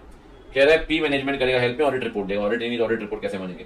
पी हेल्प करेगा मैनेजमेंट को और कंपाइलेशन रिपोर्ट देगा, बिल्कुल ठीक बात है। जब कंपाइलेशन है तो अल्टीमेटली कंपाइलेशन रिपोर्ट ही देनी पड़ेगी। अब आप बताइए क्या कंपाइलेशन पे एसक्यूसी लगेगा? मैं कब से कह रहा हूं एसक्यूसी हर एंगेजमेंट पे लगता है, कंपाइलेशन हो, ऑडिट हो, रिव्यू हो, कोई भी हो, एसक्यूसी नहीं लगेगा, एसक्यूसी नहीं लगेगा, एसक्यूसी लगेगा in such type of engagement. SQC सब पे लगता है सर। जो बैंकर है उसने बोला है प्रोजेक्टेड फाइनेंशियल मांगे हैं, प्रोजेक्टेड, तो प्रोजेक्टेड मतलब हो गया आपके फ्यूचर को लेकर, प्रोस्पेक्टिव को लेकर, तो प्रोस्पेक्टिव मतलब एश्योरेंस एंगेजमेंट, तो ऐसे ही लग जाएगा उसमें, याद है ना, प्रोजेक्टेड ऐसे ही। कह रहा है पी ने मान लो काम एक्सेप्ट कर लिया होता प्रोजेक्टेड फाइनेंशियल का, ठीक है, कर लिया होता, मैनेजमेंट का टर्नओवर है 100 करोड़ अगले साल का, 150 बता रहा है, उसके अगले साल 200, उसके अगले साल। आप बताइए सबसे अप्रोप्रिएट क्या है? सर अगर प्रोजेक्टेड फाइनेंशियल साइन कर रहा है तो क्या चेक करेंगे? कह रहा है चेक करेगा अरिथमेटिकल एक्यूरेसी, पागल हो गया, प्रोजेक्टेड में कैसे अरिथमेटिकल एक्यूरेसी? रीजनेबल असम्पशंस, ये ठीक है, कंसिस्टेंसी विद द एक्चुअल, ठीक है, arithmetical accuracy, reasonableness of the assumptions underlying the project turnover, consistency with the actual, disclosure and presentation, सब कुछ चेक करना पड़ेगा, ठीक है, ये प्रोजेक्टेड है। चलिए अब बढ़ते हैं आगे फटाफट से। बेटा ऊपर वाले में सारे से होना विषय, इसमें तो ऐसे ही होगा प्रोजेक्टेड को लेकर, ठीक। आइए अब चलें चैप्टर नंबर 2 में। चलो जी फटाफट से बताइए। ऑडिटर चेक कर रहा है प्रमोटर और केएमपी के बारे में, क्या चेक कर रहा है? ऊपर पढ़ लीजिए फटाफट से। ऑडिटर चेक कर रहा है इंटीग्रिटी ऑफ द प्रमोटर्स, अच्छा, acceptance and continuance of client relationship. क्या स्टाफ कंपीटेंट है? वो भी चेक कर रहा है, ठीक है, स्टाफ कंपीटेंट है, वो भी चेक कर रहा है, ठीक है। कह रहा है वो चेक कर रहा है, स्ट्रेटजी बना रहा है प्रीलिमिनरी एंगेजमेंट एक्टिविटीज, बिल्कुल ठीक बात है, पी एक्टिविटीज। फिर कह रहा है आप बताओ जब आप देख रहे हो ब्रांचेस कितनी हैं, एफआरएस कौन सा है, टाइम ऑफ कंप्लीशन कब है, ये सारे पॉइंट आप कब देखते हैं? स्ट्रेटजी बनाते वक्त, ठीक है, टाइम टेबल ऑफ रिपोर्टिंग, ये सब। कह रहा है आप बताओ जो डिस्क्रिप्शन दिया प्लान इंक्वायरी कहां दिया है? ये दिया हुआ है। कह रहा है इन्होंने क्या किया है, इन्होंने बोला है सर कि हम तो आपके तीनों प्लांट को विजिट करेंगे, 315 के अंदर विजिट करते हैं, याद करिए, इंस्पेक्शन ऑब्जर्वेशन में, और इंक्वायरी है ताकि आरएमएम को आइडेंटिफाई कर पाए। याद है ना, जब रैप परफॉर्म करते हैं 315 के अंदर तो इंक्वायरी भी करते हैं, इंस्पेक्शन और ऑब्जर्वेशन भी करते हैं, और आपका एआरपी भी करते हैं। तो कह रहा है plan inquiry visit are the part of RAP, ठीक है। 315 कह रहा है जो इंस्ट्रक्शंस आप दोगे अपने असिस्टेंट को उसे क्या मानेंगे, इंस्ट्रक्शन को मानते हैं ऑडिट प्रोग्राम। कह रहा है स्क्रैप जनरेट हुआ है, ठीक है, वो ओवरलुक कर दिया, भूल गई है, वो आपने एंगेजमेंट टीम को बताया ही नहीं। अब बताओ भैया एंगेजमेंट टीम क्या करेगी? भैया एक बात बताओ, एंगेजमेंट टीम को आपने नहीं बताया स्क्रैप वाली बात, तो अपन पढ़ते नहीं थे कि असिस्टेंट जो है वो ओपन माइंड का होना चाहिए। अगर असिस्टेंट ओपन माइंड का है बेटा, तो ओपन माइंड का होगा तो जो प्रोसीजर नहीं लिखा उसे भी ऐड कर लेगा, और जो लिखा है उसे ड्रॉप भी कर सकता है। तो कह रहा है अगर आपने ये बात ओवरलुक कर दी है तो क्या करेगा उस केस में? सिमरन कौर ये इग्नोर कर देगी, मॉडिफाई कर लेगी। Assistant should be open mind, ठीक। चलिए अब बढ़ते हैं चैप्टर नंबर 3 में। एक बार जरा पढ़ लेते हैं, ठीक है। इसको छोटा सा केस सिनेरियो है, फटाफट से। कंपनी का रेवेन्यू गिरा है 50 करोड़ से 5 करोड़, ठीक, due to lack of demand, ठीक है सर। नए प्रोडक्ट आ गए हैं इसलिए कंपनी के जो प्रोडक्ट हैं वो आउटडेटेड हो रहे हैं। लार्ज कस्टमर है, आउटस्टैंडिंग बैलेंस 5 करोड़ पैसा नहीं दे पाया। इन्वेंट्री जो 30 दिन तक होल्ड करे तो 90 दिन चली गई। कंपनी जॉब ऑपरेशंस करा रही है थर्ड पार्टी से, और कहीं ना कहीं इन्वेंट्री थर्ड पार्टी के पास भी पड़ी हुई है, पार्ट्स ऑफ इन्वेंट्री। आइए पढ़ते हैं। सर एक बात बताओ, जो फॉल इन रेवेन्यू हुआ है 50 करोड़ से 5 करोड़ रेवेन्यू हो गया, ऑडिटर्स किस केस में मानेंगे आप? किस केस में मानेंगे ऑडिटर्स के? कह रहा है fall in revenue would result in fall of profit. तो इससे ऑडिटर्स का क्या मतलब? फॉल इन रेवेन्यू से कंपनी अपने ऑपरेशंस नहीं कर पाएगी, फोर्सेबल फ्यूचर में लैक ऑफ डिमांड आ जाएगी, और ये हो सकता है गोइंग कंसर्न को लेकर डिस्क्लोजर ना दिया जाए। ये ठीक है सर, क्योंकि अगर टर्नओवर गिर रहा है आपका तो गोइंग कंसर्न खतरे में है, तो शायद वो डिस्क्लोजर ना दे। ये ऑडिटर्स के याद है ना, ऑडिटर्स 3 चीजों को लेकर होता है, class of transaction, account balance और डिस्क्लोजर। कंपनी के प्रोडक्ट आउटडेटेड हो रहे हैं मार्केट में, किसी ऑडिटर्स मानेंगे? कह रहा है सर अगर आउटडेटेड हो रहे हैं ना, आउटडेटेड हो रहे हैं तो आपको पता है सिंपल सी बात है, अगर आउटडेटेड हो रहे हैं तो मतलब ये हो सकता है कि इन्वेंट्री ओवर स्टेट कर देंगे, वो इन्वेंट्री बिक नहीं रही है, ठीक ठीक। आप बताइए एक कस्टमर पैसे नहीं दे पाया, ऑडिटर्स क्या होगा? भैया ऑब्वियस सी बात है, अगर कस्टमर पैसे नहीं दे पाया तो रिसीवर में भी मिसस्टेटेड इररिकवरेबल डेट, रिसीवर में भी over stated if the irrecoverable debt is not written off. अगर पैसे नहीं दे पाया तो राइट ऑफ कर दो, राइट ऑफ नहीं कर रहे तो ऑब्वियस सी बात है ओवर स्टेट हो जाएगा डेटर, क्योंकि राइट ऑफ नहीं कर पाएगा। कह रहे हैं आपका इन्वेंट्री का होल्डिंग पीरियड 30 से 90 दिन पहुंच गया। अब 30 से 90 दिन पहुंच गया, ऑब्वियस सी बात है इन्वेंट्री आपकी ओवर स्टेट हो जाएगी उस केस में, risk over state of inventory. कह रहे हैं जो इन्वेंट्री थर्ड पार्टी के पास पड़ी है, रिस्क क्या होगा उसमें? कह रहा है रिस्क होगा थर्ड पार्टी मैन्युफैक्चर ना करे, आपके हिसाब से रिस्क होगा कि जॉब वर्क थर्ड पार्टी से करा रहे हैं, कॉस्ट बढ़ रही है। रिस्क होगा कि एसएनडी एविडेंस क्वांटिटी और कंडीशन को लेकर शायद ना मिल पाए, और रिस्क होगा कि एसएनडी एविडेंस क्वालिटी कंट्रोल को लेकर ना मिल पाए। सर कंडीशन और क्वांटिटी को लेकर जो थर्ड पार्टी का इन्वेंट्री पड़ी, क्या पता उसको लेकर एसएनडी एविडेंस ना मिल पाए, ठीक। अगला ये बढ़िया है केस सिनेरियो, छोटा सा ये क्वेश्चन अच्छे हैं इसमें, ठीक है। एक बार पढ़ लेते हैं छोटा सा ये। कह रहा है पीयूष इंटरनल कंट्रोल समझ रहा है, नया क्लाइंट है, इंटरनल कंट्रोल्स ने देखे हैं, अंडरस्टैंडिंग ले रहा है कंट्रोल्स की, डिसाइड कर रहा है कुछ कंट्रोल काम कर रहे हैं, कोई पॉइंट काम का नहीं है इसमें। इन्वेंट्री को लेकर चेक कर रहा है, इन्वेंट्री इंश्योर्ड है क्या? याद करो इंश्योरेंस का पॉइंट ना एमटीपी में भी आया था मई 24 में, इंश्योरेंस का पॉइंट अपन ने पढ़ा था आईसी क्वेश्चन के अंदर। इन्वेंट्री इंश्योर्ड है क्या? पहली बात। और इन्वेंट्री के कंट्रोल को लेकर कह रहा है इन्वेंट्री काउंटिंग रेगुलर बेसिस पे हो रही है क्या ईच लोकेशन पे? बैंक को लेकर बैंक रिकंसिलेशन बनाए जा रहे हैं क्या? 3 ही पॉइंट दिए हुए हैं, इंश्योरेंस हो रहा है, इन्वेंट्री काउंटिंग हो रही है, बैंक रिकंसिलेशन बना रहे हैं। अब क्वेश्चन यहां से शुरू होता है, कहता है आप बताइए टेस्ट ऑफ कंट्रोल कब मानेंगे इंश्योरेंस को लेकर? पहली बात, फर्स्ट सबसे पहली बात कह रहा है इंस्पेक्ट करिए इंश्योरेंस पॉलिसी चेक करने के लिए इन्वेंट्री हर लोकेशन पे इंश्योर की जा रही है, sum insured are not relevant. Inspect करिए इंश्योरेंस पॉलिसी हर लोकेशन पे कॉम्प्रिहेंसिवली इंश्योर्ड है, जो सम है वो एडिक्वेट है, उसे कंपेयर करिए with the value of inventories, और पॉलिसी एक्सपायर नहीं होनी चाहिए। सारी बातें कवर हुई सर, सारी कॉम्प्रिहेंसिवली इंश्योरेंस भी हुई है, वैल्यू से कंपेयर भी कर लिया, एक्सपायर भी नहीं हुआ, ठीक है। आप बताओ test of control inventory count को लेकर। अब सर इन्वेंट्री काउंट को लेकर क्या चेक करेंगे? कह रहा है डिटेल लो इन्वेंट्री काउंट की और चेक करो inventory count let down procedure के हिसाब से। डिटेल लो और इंश्योर करो कि inventory count as per let down procedure attend inventory count. Detail लो इन्वेंट्री काउंटिंग की, इंश्योर करो कि inventory counting as per the let down procedure attend the inventory count, और कुछ चीजें टेस्ट काउंट भी कर लो सैंपल बेसिस पे। तो तीनों चीजें आएंगी, डिटेल भी लो, इन्वेंट्री अटेंड भी करो, टेस्ट काउंटिंग भी करो, ठीक है। कह रहा है आप बताओ बैंक रिकंसिलेशन को लेकर। नोटिस किया कि बैंक रिकंसिलेशन बनाए ही नहीं जा रहे हैं, कब माने? कंट्रोल डेफिशिएंसी है। कह रहा है बैंक रिकंसिलेशन बनाते ही नहीं रेगुलरली क्योंकि स्टाफ ओवरबर्डन्ड है। बैंक रिकंसिलेशन परफॉर्म नहीं कर रहे रेगुलरली, स्टाफ ओवरबर्डन्ड है, एरर हो सकते हैं। बीआरएस नहीं परफॉर्म कर रहे रेगुलरली, कंसर्न स्टाफ ओवरबर्डन्ड है, इसके कारण एरर हो सकते हैं, और अगर एरर हुए तो मिसस्टेटमेंट हो सकता है कैश और बैंक बैलेंस को लेकर, ठीक है। ये बेसिकली कंसेप्ट बेस्ड क्वेश्चन है सारे के सारे, मैं आपको बताऊं। कह रहा है कंपनी एक नया क्लाइंट है, कौन सा स्टेटमेंट मोस्ट एप्रोप्रिएट है? देखो अगर मैं बता दूं नया क्लाइंट है तो कहीं ना कहीं डीआर हायर होगा, क्योंकि आपको पता नहीं चेक कैसे करना है। सब कुछ तो नया है सर, नए क्लाइंट को लेकर डीआर विल बी हाई। क्या आई आर शेयर का वैसे असेसमेंट नहीं कर पाओगे, प्रीवियस एक्सपीरियंस आपके पास है नहीं। अगर रिस्क है न्यू क्लाइंट को लेकर रिस्क हाई है, डीआर हाई होगा तो क्या करोगे? डीआर हाई होगा तो ज्यादा सब्सटेंटिव परफॉर्म करोगे आप। ठीक है, चलिए अब बढ़ते हैं आगे। Audit evidence. सर एक बात बताओ, सबसे अप्रोप्रिएट क्या होगा 501 को लेकर? 501 को लेकर, ठीक, 501 में आता है इन्वेंट्री थर्ड पार्टी के पास पड़ी है, थर्ड पार्टी के पास पड़ी है, थर्ड पार्टी से इन्वेंट्री आप चेक कर सकते हैं, कोई दिक्कत नहीं है। कह रहा है इंस्पेक्ट करो इन्वेंट्री एग्जिस्टेंस कंडीशन सारी लोकेशन पे, ऑब्जर्व करो क्या काउंटिंग हो रही है और टेस्ट काउंटिंग। ठीक है, ठीक। कह रहा है इन्वेंट्री कंडीशन तो डोमेन एक्सपर्ट चेक करेगा, एक्सपर्ट का डोमेन नहीं, ठीक है, फर्स्ट पॉइंट सही है। कह रहा है अगर इन्वेंट्री थर्ड पार्टी के पास पड़ी है, कौन सा स्टेटमेंट करेक्ट होगा? पहला कह रहा है कंफर्मेशन लो थर्ड पार्टी से, है ना, और इंस्पेक्शन करो। दोनों रिक्वायरमेंट माननी पड़ेगी, नहीं याद करिए, कंफर्मेशन और इंस्पेक्शन। कंफर्मेशन लो थर्ड पार्टी से या थर्ड पार्टी को रिक्वेस्ट करो कि इंस्पेक्शन करने दे। एनी ऑफ दीज और बोथ, बिल्कुल सही बात है, और एंड कहता हूं हमेशा, एनी ऑफ दीज और बोथ इज रिक्वायर्ड 500 के हिसाब से, या तो और या एंड। ठीक, अगला भाई एक्सपेक्टेड क्वेश्चन में ना रिस्क बहुत है भाई दोस्त, बता रहा हूं मैं आपको, ठीक है। रिगार्डिंग ट्रेड रिसीवेबल सबसे इंपॉर्टेंट क्या है 505 के अंदर? कहता है तो पढ़ना पड़ेगा ट्रेड रिसीवेबल के ऊपर क्या दिया हुआ। ट्रेड रिसीवेबल्स में एक बार देखना जरा, कहता है जब ट्रेड रिसीवेबल चेक किया तो उसने देखा कि कई ना लार्ज अमाउंट ऑफ पार्टीज हैं, स्मॉल बैलेंसेस। एक कहा लार्ज नंबर ऑफ पार्टीज है, स्मॉल बैलेंसेस है, मतलब 500 पार्टीज है, 500 800 रुपए। नेगेटिव रिक्वेस्ट भेज सकते हैं ना, नेगेटिव रिक्वेस्ट भेज सकते हैं।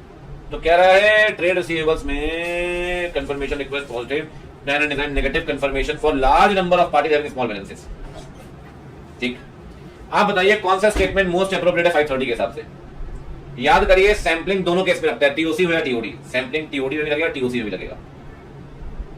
ठीक, कह रहे कौन सा स्टेटमेंट ट्रू है? सैंपलिंग रिस्क हमेशा रहेगा, सैंपलिंग रिस्क को आप जीरो नहीं कर सकते। It can not be reduced to zero, it will always be in existence. चलिए जी अब बढ़ते हैं आगे। आप बताओ मशीनरी रिपेयर के बिल चेक कर रहे हो, ये कौन सा प्रोसीजर है? Bill of machinery repair. अरे यार टेस्टिंग ऑफ ट्रांजैक्शंस। कह रहे हैं ट्रेड पेएबल की जेन्युइननेस चेक करना चाहती हूं, ऊपर पढ़कर आए थे पॉइंट। ट्रेड पेएबल फेक तो नहीं है, ट्रेड पेएबल फेक तो नहीं है, तो एग्जिस्टेंस चेक करेंगे। कह रहे हैं कंपैरिजन कर रही है वेज का प्रीवियस ईयर के साथ। अगर इस साल की वेज को पिछले साल से कंपेयर कर रहे हैं आप, सैप। ठीक, लैंड की टाइटल डीड चेक कर रहे हो भाई, इंस्पेक्शन। और फॉरेन करेंसी का कन्वर्जन सही तरीके से इंडियन रुपीस में हुआ है क्या, रिकैलकुलेशन। ये सिंपल है, ये पूरा 500 पूछा इन्होंने घुमा के ना। चलिए ओहो अब आ गया भैया फाइनेंशियल स्टेटमेंट, वैसे ही कमी थी। कह रहा है कौन सा स्टेटमेंट सही नहीं है प्रीमियम को लेकर, बोलते जाओ फटाफट से। प्रीमियम को लेकर कह रहा है प्रीमियम इशू करेंगे तो पैसा सिक्योरिटी प्रीमियम में जाएगा, पैसा बोनस में इशू होगा, can not be applied in writing off the discount commission. C option सही नहीं है। कहता है कैपिटल रिजर्व का कौन सा एग्जांपल नहीं है? जनरल रिजर्व कैपिटल रिजर्व नहीं है सर, याद करिए, है ना। कंफर्मेशन अनडिलीवर्ड लेटर सीधे ऑडिटर के पास आनी चाहिए, ट्रू है। अगर रिप्लाई ना मिले तो ऑल्टरनेटिव प्रोसीजर परफॉर्म करेंगे, ट्रू है। 1 and 2 बोथ आर करेक्ट। कह रहा है चैतन्य एआरपी परफॉर्म कर रही है परचेस को लेकर। परचेस को लेकर कौन सी एआरपी परफॉर्म कर रही है बहन? वो चेक कर रही है composition of stock, raw material out of total stock. इसे कहते हैं स्टॉक कंपोजिशन एनालिसिस। में 24 में क्वेश्चन आया था, स्टॉक कंपोजिशन एनालिसिस। आप बताइए कौन सा स्टेटमेंट करेक्ट नहीं है स्केड्यूल 3 के हिसाब से? अच्छा स्केड्यूल 3 में कह रहे हैं इन्होंने डिस्क्लोजर दिया है करंट मैच्योरिटी को लॉन्ग टर्म बोरोइंग में लेके गए, ये गलत है, यही स्टेटमेंट इनकरेक्ट है, दिमाग लगाने की जरूरत नहीं। Current maturity of long term borrowing is to be disclosed in long term borrowing. ठीक, चलिए जी डन हो गई कहानी। अब बढ़ते हैं आगे, अब चलते हैं पॉइंट नंबर 6 की तरफ, डॉक्यूमेंटेशन। आओ जरा पढ़ते हैं इसमें। कहता है वर्क जो परफॉर्म कर रहे हैं रेवेन्यू को लेकर, एक बार पढ़ा देता हूं, छोटा सा पॉइंट है, अच्छा क्वेश्चन है ये भी। ऑडिट प्रोग्राम बनाया गया अलग अलग कामों के लिए। एंगेजमेंट टीम में 4 लोग हैं, मोहित, रोहित, शोभित और रचन पिल्लई, पार्टनर है वो। ये CA final, paid CA, partner. Materiality consider कर रहे हैं एज अ होल। आरएमएम लो है। शोभित रिस्पॉन्सिबल इन्वेंटरी काउंट को अटेंड करने के लिए, डॉक्यूमेंटेशन करने के लिए। कई सारे आरपीटी हुए, ठीक है। आओ पढ़ते हैं। कह रहे हैं जो काम आपने मोहित को दिया है, ठीक है, वो रोहित ने कर दिया और जो काम आपने रोहित को दिया था ऑडिट प्रोग्राम में, वो रंजन पिल्लई ने कर दिया। प्रैक्टिकल इशू आ रहे थे। सर ऐसा हो सकता है क्या? कि आप प्रैक्टिकली किसी और को काम दे रहे हैं और कोई और आर्टिकल कर रहा है, सर प्रैक्टिकली हो सकता है, अगर अवेलेबल नहीं, घर में शादी बीमारी कोई दिक्कत नहीं, आप करिए, उसमें क्या समस्या है। कह रहा है ये इमटेरियल है, कौन सा कोई काम कर रहा है उससे फर्क नहीं पड़ता, ऑडिट प्रोग्राम में नाम और पर्सन होते हैं। अरे भाई प्रोग्राम जो बना दिया गया है वही लोग काम कर पाएंगे जिनका नाम लिखा हुआ है, साइन लोग। कह रहा है प्रोग्राम को अपडेट करिए और नोट्स दिए वर्किंग पेपर में कि ड्यूटी सही में परफॉर्म हो रही है कि नहीं। ठीक बात है, अपडेट कर दो और नोट्स डाल दो, ठीक है। जहां तक मटेरियलिटी की बात है, कौन सा स्टेटमेंट अप्रोप्रिएट है, मटेरियलिटी डिटरमाइन कर दी गई है, वर्किंग पेपर में डालनी पड़ेगी, याद करिए। कह रहा है मटेरियलिटी डिपेंड करती है प्रोफेशनल जजमेंट पे, कोई भी अमाउंट और डॉक्यूमेंटेशन करना पड़ेगा। मटेरियलिटी डिपेंड करती है प्रोफेशनल जजमेंट पे, फैक्टर्स जो है उसका डॉक्यूमेंटेशन भी करना पड़ेगा, बिल्कुल ठीक बात है। प्रोफेशनल जजमेंट पे डिपेंड करती है, जो फैक्टर्स हैं जिस आधार पर आपने मटेरियलिटी फिक्स किया उसका डॉक्यूमेंटेशन कर लीजिए, याद करिए। रिवाइज मटेरियलिटी, परफॉर्मेंस मटेरियलिटी, सबका डॉक्यूमेंटेशन करना पड़ता है 320 के अंदर। कह रहे हैं आरएमएम अगर लो है तो कौन सा स्टेटमेंट ऑड वन है, ऑड वन समझ गए ना, कौन सा स्टेटमेंट ऑड वन है। कह रहा है सर एक बात बताओ, डिस्कशन करेंगे टीम के साथ, ठीक है, और रैप का डॉक्यूमेंटेशन करेंगे, अंडरस्टैंडिंग लेंगे कंपोनेंट की। Precise calculation of RMM has to be documented. Sir precise calculation का डॉक्यूमेंटेशन आप क्यों करोगे उस केस में जब आरएमएम वैसे ही लो है। शोबे रिस्पॉन्सिबल है फिजिकल इन्वेंटरी काउंटिंग को लेकर, आप बताइए कौन सा स्टेटमेंट ट्रू नहीं है, विच इज नॉट ट्रू। कह रहा है date on which physical inventory count कर रहा है वो डॉक्यूमेंट करिए, फोटोग्राफ भी लेगा जब वो इन्वेंटरी काउंटिंग कर रहा होगा। Detail of test counting documentation का पार्ट बनेगा। Detail of obsolete goods documentation का पार्ट बनेगा। रिपोर्ट जो कह रहे हैं भाई स्टॉक कंफर्म कर रहा है क्वालिटी कंट्रोल स्टैंडर्ड के हिसाब से, that should be the part of documentation. देखो जी मैं आपको बताऊं, फिजिकल इन्वेंटरी प्रोसेस डॉक्यूमेंटेशन करिए, कोई दिक्कत नहीं डेट्स की। टेस्ट काउंटिंग जो आपने किया वो भी डॉक्यूमेंटेशन करिए, ऑब्सोल्यूट को डॉक्यूमेंटेशन करिए। डॉक्यूमेंटेशन जब फिजिकल इन्वेंटरी काउंटिंग करते हैं क्वालिटी कंट्रोल वाला पॉइंट नहीं आता, तो आपसे पूछ रहा है which is not true. D कह रहा है आरपीटी को लेकर कौन सा स्टेटमेंट डॉक्यूमेंटेशन का पार्ट नहीं होगा विद रिस्पेक्ट टू आरपीटी। कह रहा है एमआरएल मतलब WR, RPT policy, arm length price, ये सभी क्लोज लेंथ प्राइस कुछ नहीं होता भाई, आर्म लेंथ प्राइस होता है, क्लोज लेंथ प्राइस कुछ नहीं होता। घुमाया है, बहुत हद तक घुमाया है, चलो कोई दिक्कत नहीं है, आगे बढ़ते हैं। अब बताइए एक बात रही पढ़ लेते हैं, ये अच्छा क्वेश्चन है comparatively. Gaurav Gogoi audit complete कर रहा है, इसने नोटिस किया कि ना शॉर्टेज है रॉ मटेरियल्स में, जो चाइना से इंपोर्ट आ रहे हैं, गुड्स इंपोर्ट हो रहे हैं, उसमें शॉर्टेज आ रही है रॉ मटेरियल में। कंपनी ने बात बताई भी आपको, आप सेटिस्फाइड हैं, और ये बात कंपनी ने डिस्क्लोज भी कर दी है फाइनेंशियल स्टेटमेंट में। एक बात बताऊं मैं आपको, अगर चाइना से जो माल आ रहा था वो शॉर्ट हो गया तो मटेरियल अनसर्टेनिटी होगी। कंपनी ने डिस्क्लोज किया है, तो आप दीजिए अनमोडिफाइड ओपिनियन, बट साथ में एक पैराग्राफ ऐड करना पड़ेगा मटेरियल अनसर्टेनिटी वाला, पहली बात, तो डिस्क्लोजर दे दिया ना एंटिटी ने। वो ये देखना चाहता है सारे सब्सिक्वेंट इवेंट जो है वो कंसीडर कर लिए गए हैं। ऑडिट कंप्लीट करने से पहले डब्ल्यूआर मांग रहा है मैनेजमेंट से रिस्पांसिबिलिटीज को लेकर, ठीक है। और ये नोटिस किया कि जो डब्ल्यूआर मिला है उसमें क्वालिफाइंग लैंग्वेज है। चलिए वो लैंग्वेज इतना फर्क नहीं पड़ता, अगर आपको लग रहा है अप्रोप्रिएट तो आप अप्रोप्रिएट कंसीडर कर सकते हैं डब्ल्यूआर को, उससे मतलब नहीं है। लैंग्वेज का इतना फाइट नहीं है, वो आपके नाम पे एड्रेस होना चाहिए डब्ल्यूआर, और डेट और एड्रेस ध्यान रखिए, बाकी तो ठीक है। सिग्निफिकेंट फाइंडिंग आपने बता दिया डीजीडब्ल्यू जी को, और मेल की कॉपी आपने अपने पास रख ली है। सिग्निफिकेंट फाइंडिंग्स कुछ मैटर ऐसे हैं जो कम्युनिकेट किए ओरली, अगर याद करिए ओरली कम्युनिकेट किए हैं तो भैया अगर ओरली किए तो उसे राइटिंग में डॉक्यूमेंटेशन करना पड़ेगा, राइटिंग में डॉक्यूमेंटेशन करना पड़ेगा। जो राइटिंग में किया उसकी कॉपी रख लो, जो ओरली कम्युनिकेट किया उसका डॉक्यूमेंटेशन कर लो। अब बताइए गोइंग कंसर्न को लेकर ऑडिटर अनमोडिफाइड ओपिनियन देगा, ऑडिटर क्वालिफाइड ओपिनियन देगा, ऑडिटर मॉडिफाइड ओपिनियन देगा, इंक्लूड करेगा सेपरेट सेक्शन मटेरियल सर्टेनिटी को लेकर, क्योंकि बिना डिस्क्लोजर दे दिया मैनेजमेंट ने। आप बताइए गोइंग कंसर्न बेसिस को लेकर कौन सा स्टेटमेंट ट्रू है। कह रहा है company showing net loss essential not a going concern, ऐसा नहीं है sir. Going concern assumption primary duty auditor की नहीं है सर, मैनेजमेंट ड्यूटी है। अगर कंपनी गोइंग कंसर्न पे नहीं तो फाइनेंशियल स्टेटमेंट को बनाएंगे लिक्विडेशन बेसिस पे, ये बात ठीक है, ये करेक्ट है। अगर गोइंग कंसर्न पे नहीं तो फाइनेंशियल लिक्विडेशन बेसिस पे बनेंगे। कौन सा स्टेटमेंट ट्रू है ऑडिटर की रिस्पांसिबिलिटी को लेकर सब्सिक्वेंट इवेंट में। कहता है ऑडिटर की कोई भी ऑब्लिगेशन नहीं है, कोई भी ऑब्लिगेशन नहीं है। कह रहा है डब्ल्यूआर पे रिजा करेगा, ऑडिटर नेसेसरी प्रोसीजर परफॉर्म करेगा ताकि सब्सिक्वेंट इवेंट का पता लग जाए कौन सा इवेंट जो हो रहा है बैलेंस शीट डेट के बाद और रिपोर्ट डेट से पहले, आइडेंटिफिकेशन तो करना पड़ेगा सब्सिक्वेंट इवेंट का। कह रहा है जहां तक क्वालिफाइंग लैंग्वेज यूज हुई डब्ल्यूआर में कौन सा स्टेटमेंट सही है। कह रहा है रीजनेबल ऑडिटर के लिए एक्सेप्ट कर सकता है वर्डिंग, कोई दिक्कत नहीं है, एज अगर ऑडिटर सेटिस्फाइड है कि रिप्रेजेंटेशन जो दिया वो एप्रोप्रिएट है, जो बातें इंक्लूड करनी तो इंक्लूड की गई, तो लैंग्वेज इतना फर्क नहीं पड़ता। आप बताइए अगर ऑडिटर की रिस्पांसिबिलिटी की बात है, जो ओरल कम्युनिकेशन कर रहे हैं आप, कौन सा स्टेटमेंट मोस्ट एप्रोप्रिएट है। कह रहा है जो ओरल कम्युनिकेट किया गया उसका डॉक्यूमेंटेशन करना पड़ेगा, when and to whom is these word communicated. याद है अगर राइटिंग में कम्युनिकेट करेंगे तो कॉपी रख लो, और ओरल किया है तो ये बात राइटिंग में आप डॉक्यूमेंट करके रख लो, ये तो बता दोगे सर।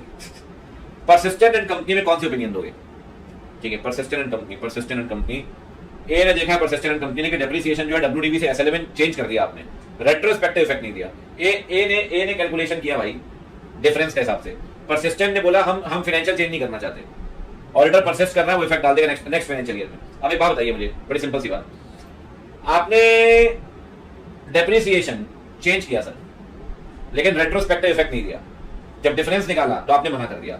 अगर आपको कह रहा है वो फाइनेंशियल चेंज करने को, आप नहीं कर रहे हैं, सिर्फ डेप्रिसिएशन का इशू है, तो matter is material but not pervasive. ठीक, आप बताओ डूबियस ब्रदर्स को लेकर ओपिनियन कौन सी होगी? डूबियस बीन ऑब्जर्व किया है फर्म का ना large amount of cash cell और डिटेल नहीं है कस्टमर की, जिसको आप कैश कर रहे हो, जो बाद में कैश जनरेट किया गया वो जमा भी नहीं किया गया। ठीक है, डिटेल भी नहीं है कस्टमर की। ठीक है, बहुत अमाउंट ऑफ कैश सेल हो रही है, कैश जमा भी नहीं हो रहा है। जब आपने बोला कैश की काउंटिंग करनी है तो मैनेजर ने आपको मना कर दिया, कह रहा है कैश तो ओनर के पास रहता है, ये काउंटिंग तो आप कर नहीं पाओगे। सर अगर काउंटिंग करने से मना कर रहा है तो एसेंड एविडेंस नहीं मिला आपको। अगर काउंटिंग करने से मना कर रहा है तो एसेंड एविडेंस नहीं मिलेगा आपको। एसेंड एविडेंस नहीं मिलेगा तो डिस्क्लेमर इशू करेंगे। कैश की काउंटिंग करने से मना कर दिया। आप बताओ ऑनेस्ट को लेकर कौन सी ओपिनियन बनेगी? ऑनेस्ट को लेकर बनेगी भाई ए ने देखा कि फर्म जो है अपना valuation method of valuation change कर रहा है, इसका मटेरियल इंपैक्ट आया फाइनेंशियल स्टेटमेंट पे। फर्म ने डिस्क्लोजर्स दिए हैं, क्योंकि याद करिए अगर आप मेथड ऑफ वैल्यूएशन चेंज कर रहे हैं तो अकाउंटिंग पॉलिसी है, अकाउंटिंग पॉलिसी में कोई भी चेंज करेंगे AS1 के अंदर डिस्क्लोजर देना पड़ेगा, और डिस्क्लोजर दिए हैं तो अनमॉडिफाइड ओपिनियन देंगे, कोई दिक्कत थोड़ी है इस केस में। अनमॉडिफाइड ओपिनियन देनी पड़ेगी। हाँ ये बात जरूर है, अनमॉडिफाइड के साथ चेंज इन अकाउंटिंग पॉलिसी तो EOM के अंदर बता दो, ये बात बिल्कुल ठीक है, EOM के अंदर बता दो अकाउंटिंग पॉलिसी में चेंज हुआ है तो। कहता है ऑडिट कंप्लीट करने के बाद ऑडिटर को लगता है कि मटेरियल मिस स्टेटमेंट है, लेकिन परवेजिव नहीं है। मिस स्टेटमेंट है ठीक है, बट परवेजिव नहीं है, क्वालिफाइड देगा। ऑडिटर ने कंक्लूड किया कि फाइनेंशियल्स को बनाया गया है in all material respect as per the FRF, तो अनमॉडिफाइड। ठीक है, अब बढ़ते हैं आगे। इसको आपको पढ़ना पड़ेगा एक बार, ठीक है, जल्दी चलो एक एक हाथ चलते हैं, थोड़ा सॉर्टेड रहेगा। पैराग्राफ ए में अब आगे भी अगले चैप्टर में, समझ गए ना, चैप्टर नंबर 9 में 2 चैप्टर ही बचे हैं बस इसके बाद। पैराग्राफ ए में आप बताइए कौन सी ऑडिट कर रहा है CNDG, कौन सी ऑडिट कर रहा है CNDG? पैराग्राफ ए में implementation of Nagpur rail project. मैं बताऊं आगे पढ़ने की जरूरत ही नहीं है। परफॉर्मेंस ऑडिट, परफॉर्मेंस ऑडिट क्या ही चेक करोगे इसमें और इंप्लीमेंटेशन में। ठीक, कह रहा है आप बताइए हरियाणा पावर जनरेशन में क्या कौन सी ऑडिट कर रहे हैं आप? हरियाणा पावर में अनदर फाइंडिंग्स है, हरियाणा पावर के अंदर होली ओन गवर्नमेंट कंपनी है, आप चेक कर रहे हैं operation of power generation plant. आपने देखा कि लो जनरेशन हो रहा है और वेरिएबल कॉस्ट हायर है, और थर्मल पावर स्टेशन में कहीं ना कहीं जो प्लांट है वो बैक डाउन कर रहे हैं। अगेन परफॉर्मेंस, सर लो जनरेशन पावर प्रोडक्शन है, प्लांट आपके बैक डाउन कर रहे हैं, परफॉर्मेंस लेवल बेकार हो रहा है। कह रहा है आप बताइए रिपोर्ट पार्लियामेंट में कैसे जाएगी? रिपोर्ट देंगे प्रेसिडेंट को 151 के अंदर CNDG, पार्लियामेंट वाले, बिल्कुल ठीक बात है। कह रहा है सप्लीमेंट्री ऑडिट कौन ऑर्डर करेगा टू कंडक्ट CNDG? कह रहा है जहां तक, हाँ ये एक अच्छा क्वेश्चन लगता है, ये और पढ़ना जरा, बहुत अच्छा क्वेश्चन है। भारत इंश्योरेंस कंपनी है, जनरल इंश्योरेंस कंपनी है, गवर्नमेंट ओन कंपनी है, ठीक है। ऑडिटर जो है CNDG ने अपॉइंट किया, ठीक बात है, ऑडिटर अपॉइंट किया भैया CNDG ने, अच्छी बात है, गवर्नमेंट कंपनी है। तो एनुअल रिपोर्ट में ना कुछ कमेंट्स थे स्टाफ ऑडिटर के, एनुअल रिपोर्ट पे कुछ कमेंट्स थे स्टाफ ऑडिटर के, कंपनी ने रिकंसिलिएशन किया है क्या, इंटर कंपनी बैलेंस है, ये सब याद करिए। गवर्नमेंट कंपनी में 143 सबसेक्शन 5 के अंदर CNDG ऑडिटर को अपॉइंट करता है, उसको डायरेक्शन देता है ऑडिट करनी कैसे, और बताता है कि तुझे रिपोर्ट में कंटेंट क्या देगा, मतलब रिपोर्ट में क्या बताएगा ऑडिटर, वो उसको CNDG बताता है। तो अगर एनुअल रिपोर्ट में ऑडिटर ने कुछ बताया है तो वो बताया होगा as per direction of CNDG। तो कहता है सारी बात बताइए इस केस में आप, such are likely to be current of test audited by CNDG, such are likely to be comment in respect of direction to state auditor by CNDG for reporting on a specific aspect। कहता है ना भाई, comment आपको content भी बताएगा audit report का, आपको बताएगा भाई क्या क्या रिपोर्ट में बताना है और किस तरीके से आपको ऑडिट करनी है। ठीक, ऑडिट ऑफ बैंक, ये बहुत जबरदस्त है। एग्रीकल्चर एडवांस को लेकर कौन सा स्टेटमेंट अप्रोप्रिएट है? मैं आपसे पूछता हूं, आप बताना एग्रीकल्चर एडवांस को लेकर, ये बहुत ही शानदार क्वेश्चन है। एक एग्रीकल्चर एडवांस है, किसान क्रेडिट कार्ड दिया गया, आउटस्टैंडिंग बैलेंस है 20 लाख का, कोई ट्रांजैक्शन नहीं हुआ सर पिछले 90 दिन से। वो लोन आपने दिया है जिसकी हार्वेस्टिंग होती है 3-4 महीने में। सर 3-4 महीने में हार्वेस्टिंग होती है, हार्वेस्टिंग तक क्रॉप सीजन मानेंगे? अगर एक क्रॉप सीजन पैसा नहीं आया तो NPA मानेंगे? अभी क्रॉप सीजन हुआ है क्या? नहीं, 90 दिन लिखा है, 90 दिन से फर्क थोड़ी पड़ता है। अगर लिखा होता कि एक क्रॉप सीजन तक पैसा नहीं आया तो NPA मानते, अगर एक क्रॉप सीजन लिखा ही नहीं है, 90 दिन लिखा है इस केस में, तो स्टैंडर्ड एसेट मानेंगे। सही है, कोई दिक्कत नहीं है। कह रहा है द क्लासिफिकेशन, जो क्लासिफिकेशन आपने किया है वो गलत किया है, क्लासिफिकेशन प्रॉपर है लेकिन ट्रांजैक्शन की 90 दिन से एप्रोप्रिएट। ये एक और बढ़िया क्वेश्चन, सेकंड वाला क्या कहता है? कह रहा है एक बोरोवर का ना लोन चल रहा था, सीसी लिमिट चल रही थी किसी और बैंक में 50 लाख की चल रही थी सीसी लिमिट, वो किसी और बैंक से आपने टेक ओवर कर ली, कहीं और चल रही थी HDFC में, ICICI ने टेक ओवर कर ली। वो प्रपोजल ब्रांच मैनेजर ने सैंक्शन कर दिया instead of immediate next authority as required in the manual of delegation of power of bank. Bank के मैनुअल में लिखा था अगर कोई भी टेक ओवर करेंगे तो हायर अथॉरिटी अप्रूव करेगी, हायर अथॉरिटी की जगह अप्रूव कर दिया ब्रांच मैनेजर ने, गलत किया सर, ये तो सर गलत हो गया सर। कहता है ये इंटरनल इशू है, हम हमारा से कोई मतलब नहीं ऑडिटर का। कह रहा है इंटरनल इशू, ऑडिटर अपनी चाह मतलब अपनी इच्छा से रिपोर्ट करना चाहे तो कर सकता है। सीरियस वायलेशन है प्रोसीजर ऑफ बैंक का एडवांसेस को लेकर, और ये बात ऑडिटर को बतानी पड़ेगी बिना कोई फेलियर के। ठीक, ये पढ़ो तीसरा वाला जबरदस्त।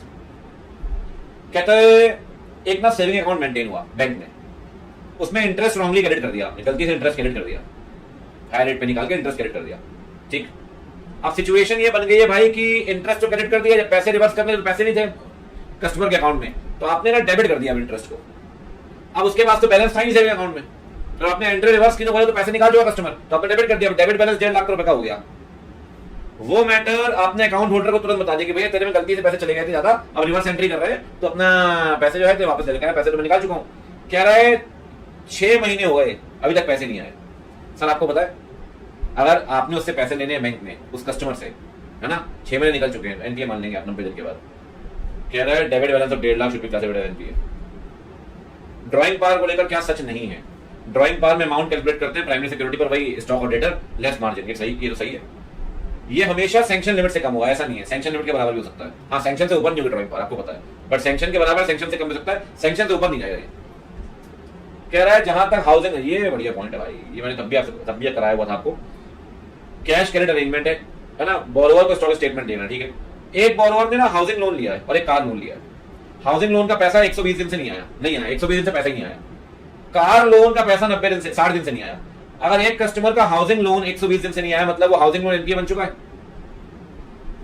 अगर वो हाउसिंग लोन एनपीए बन चुका है ना भाई, तो ध्यान रखिए हमेशा एनपीए मानते हैं बोरोवर वाइज। अगर मेरा एक बैंक से 2 लोन चल रहे हैं, अगर एक लोन एनपीए बन गया, एक लोन, दूसरा लोन अपने आप एनपीए बन जाएगा। तो अगर मेरा हाउसिंग लोन एनपीए बन गया तो कार लोन भले 60 दिन हुए हैं, उसे ऑटोमेटिकली एनपीए मान लेंगे। कह रहा है हाउसिंग लोन और कार लोन जो आपने लिया है, both housing and car loan को एनपीए मानेंगे in according with RBI norms. ठीक है, बढ़िया। चलिए जी, आखिरी चैप्टर, आखिरी डिस्कशन है, पहले पढ़ लेते हैं इसको ठीक है ढंग से। दास एंड कंपनी चार्टर्ड अकाउंटेंट्स हैं, अपॉइंटमेंट दिया गया है न्यू क्लाइंट का, सुकन्या जो पार्टनर है फॉर्म की, वो डील कर रही है नई क्लाइंट के साथ। जब वो मीटिंग कर रही थी ऑफिसर के साथ, तो उसने देखा सुशांत जो सीएफओ है वो उसका क्लासमेट था। दोनों ने सीए साथ में शुरू किया था, सुशांत ने बीच में सीए छोड़ दिया, बार बार फेल हो रहा था। क्या क्वेश्चन है यार इंस्टीट्यूट, ठीक है, इसलिए वो अब एमबीए करने चला गया। अब आप मुझे बताओ, आपको एक कंपनी की ऑडिट मिल रही है, उसमें आपका पुराना फ्रेंड सीएफओ है, फैमिलियरिटी थ्रेट मानेंगे? नहीं मानेंगे। तो पुराना फ्रेंड है, पता चला आपको बाद में, ऐसा थोड़ी कि चटी बड़ी है, मिली रहा है, रोज साथ बैठ रहे, उठ बैठ रहे हो, तो पता चला आपको कि यार वो आपके साथ पढ़ता था, फैमिलियरिटी थ्रेट नहीं मानेंगे। और पहले पूरा पढ़ते हैं। इनिशियल डिस्कशन में पता चला कि कंपनी नई सर्विसेज लाना चाहती है वेदर फोरकास्टिंग की, वो उनकी वेबसाइट में आने वाली है, माइक्रो इन्फॉर्मेशन आएगी वेदर की। कंपनी आपको रिक्वेस्ट कर रही है कि मार्केटिंग करने वाले इस प्रोजेक्ट की, थोड़ा आप भी एसोसिएट हो जाओ ना, आप तो सीए फॉर्म है, थोड़ा आप भी विजिबल हो ना यार, देखो ना, थोड़ा प्रमोशन करो ना सर, हमारी नई सर्विस आ रही है एडवोकेसी थ्रेड, याद करिए एडवोकेसी थ्रेड, हमें को थोड़ा प्रमोट कर दो ना सर। फर्म ने बोला चलो ऑफर एक्सेप्ट कर लेते हैं। पिछले ऑडिटर से बोला, वॉकर एंड कंपनी से, कि यार आप ऑडिट क्यों नहीं कर रहे हो, कोई रीजन है क्या कि आप ऑडिट नहीं कर रहे हो? हमें ऑडिटर अपॉइंट किया, सर आप क्यों नहीं कर रहे हो ऑडिट? वॉकर जो पिछला ऑडिटर था प्रेडिसेसर, उसने रिप्लाई नहीं किया। सर अगर वॉकर ने रिप्लाई नहीं किया ना, ये उसके पार्ट पे प्रोफेशनल बिहेवियर नहीं है सर, एथिकल रिक्वायरमेंट लैक कर रही है। जो आपने डिस्कशन किया तो आपने देखा कि कंपनी ने ना शेयर्स एक्वायर किए दूसरी कंपनी के, ठीक है, तो फाइनेंशियल स्टेटमेंट कंसोलिडेशन होगा, ऑब्वियसली बात है, holding company subsidiary company consolidation होगा। कह रहा है ये पता होते सोते दास एंड कंपनी ने अपने क्लाइंट को एडवाइस ही नहीं किया कि बेटा कंसोलिडेशन की ऑडिट करवानी पड़ेगी। अगर आपने क्लाइंट को गाइड ही नहीं किया कंसोलिडेशन की ऑडिट करवानी पड़ेगी, professional competence and due care fail कर गए आप, professional competence and due care fail कर गए आप। कंपनी को आईटी सर्विस की आपको और मिल रही है कि भाई आईटी सर्विस आप कर लो, है ना, चेक कर लो, आप हमें आईटी सर्विस दे देना, self review threat. IT service देगा तो आईटी कंट्रोल वही चेक करने पड़ते हैं ऑडिटर को, सेल्फ रिव्यू थ्रेट आ जाएगा। आप बताइए सुकन्या और सुशांत कौन सा मोस्ट अप्रोप्रिएट है? कह रहा है इररिलेवेंट है डिस्कशन, ऑफर एक्सेप्ट करना चाहिए, एंगेजमेंट टीम हेड करेगी सुकन्या, ऑफर एक्सेप्ट करना चाहिए, एंगेजमेंट टीम किसी और को हेड करनी चाहिए, ठीक है, ऑफर एक्सेप्ट कर लो बट एंगेजमेंट टीम किसी और को दे दो, ज्यादा बढ़िया रहेगा। थोड़ा बहुत जो फैमिलियरिटी थ्रेट लग भी रहा है वो भी अवॉइड हो जाएगा। आप बताओ, आपको कह रहे हैं विजिबली एसोसिएट होना है नई सर्विसेज को लेकर, एडवोकेसी थ्रेड है। प्रीवियस जो ऑडिटर है वॉकर एंड कंपनी, इसने ना रिप्लाई नहीं किया है। कौन से प्रिंसिपल नहीं माना इसने नहीं माना professional behaviour. Das and company fail कर रहा है सर ऑडिट को लेकर, सीएफएस की, मतलब एडवाइस करने को लेकर, professional competence and due care. कौन सा अगर आईटी सर्विस आपको बोलेगा देने को, तो कौन सा थ्रेट आएगा? Self review threat. बधाइयां, ये हो गया जी, कहानी खत्म। ठीक, आइए सबसे पहले चैप्टर 1 में चलते हैं। लालजी भाई ने शेयर परचेज किए जो लिस्टेड है एनएसई में। ऑडिटेड फाइनेंशियल स्टेटमेंट पिक्चर देगा हेल्दी फाइनेंशियल परफॉर्मेंस की, टर्नओवर बढ़िया है, डेट कम है, गुड प्रॉफिट है। इस आधार पे वो एब्सोल्युटली सेटिस्फाइड है कि भैया मैं तो कंपनी के में शेयर में पैसे लगा देता हूं, मेरे पैसे डूबेंगे नहीं। क्या ऑडिटेड रिजल्ट इस बात की एश्योरेंस देते हैं कि शेयर का प्राइस कम नहीं होगा? अरे पागल हो क्या? ऑडिट तो भैया इस बात का एश्योरेंस है, रीजनेबल एश्योरेंस, कि फाइनेंशियल स्टेटमेंट फ्री है किससे? मटेरियल में से, स्टेटमेंट से।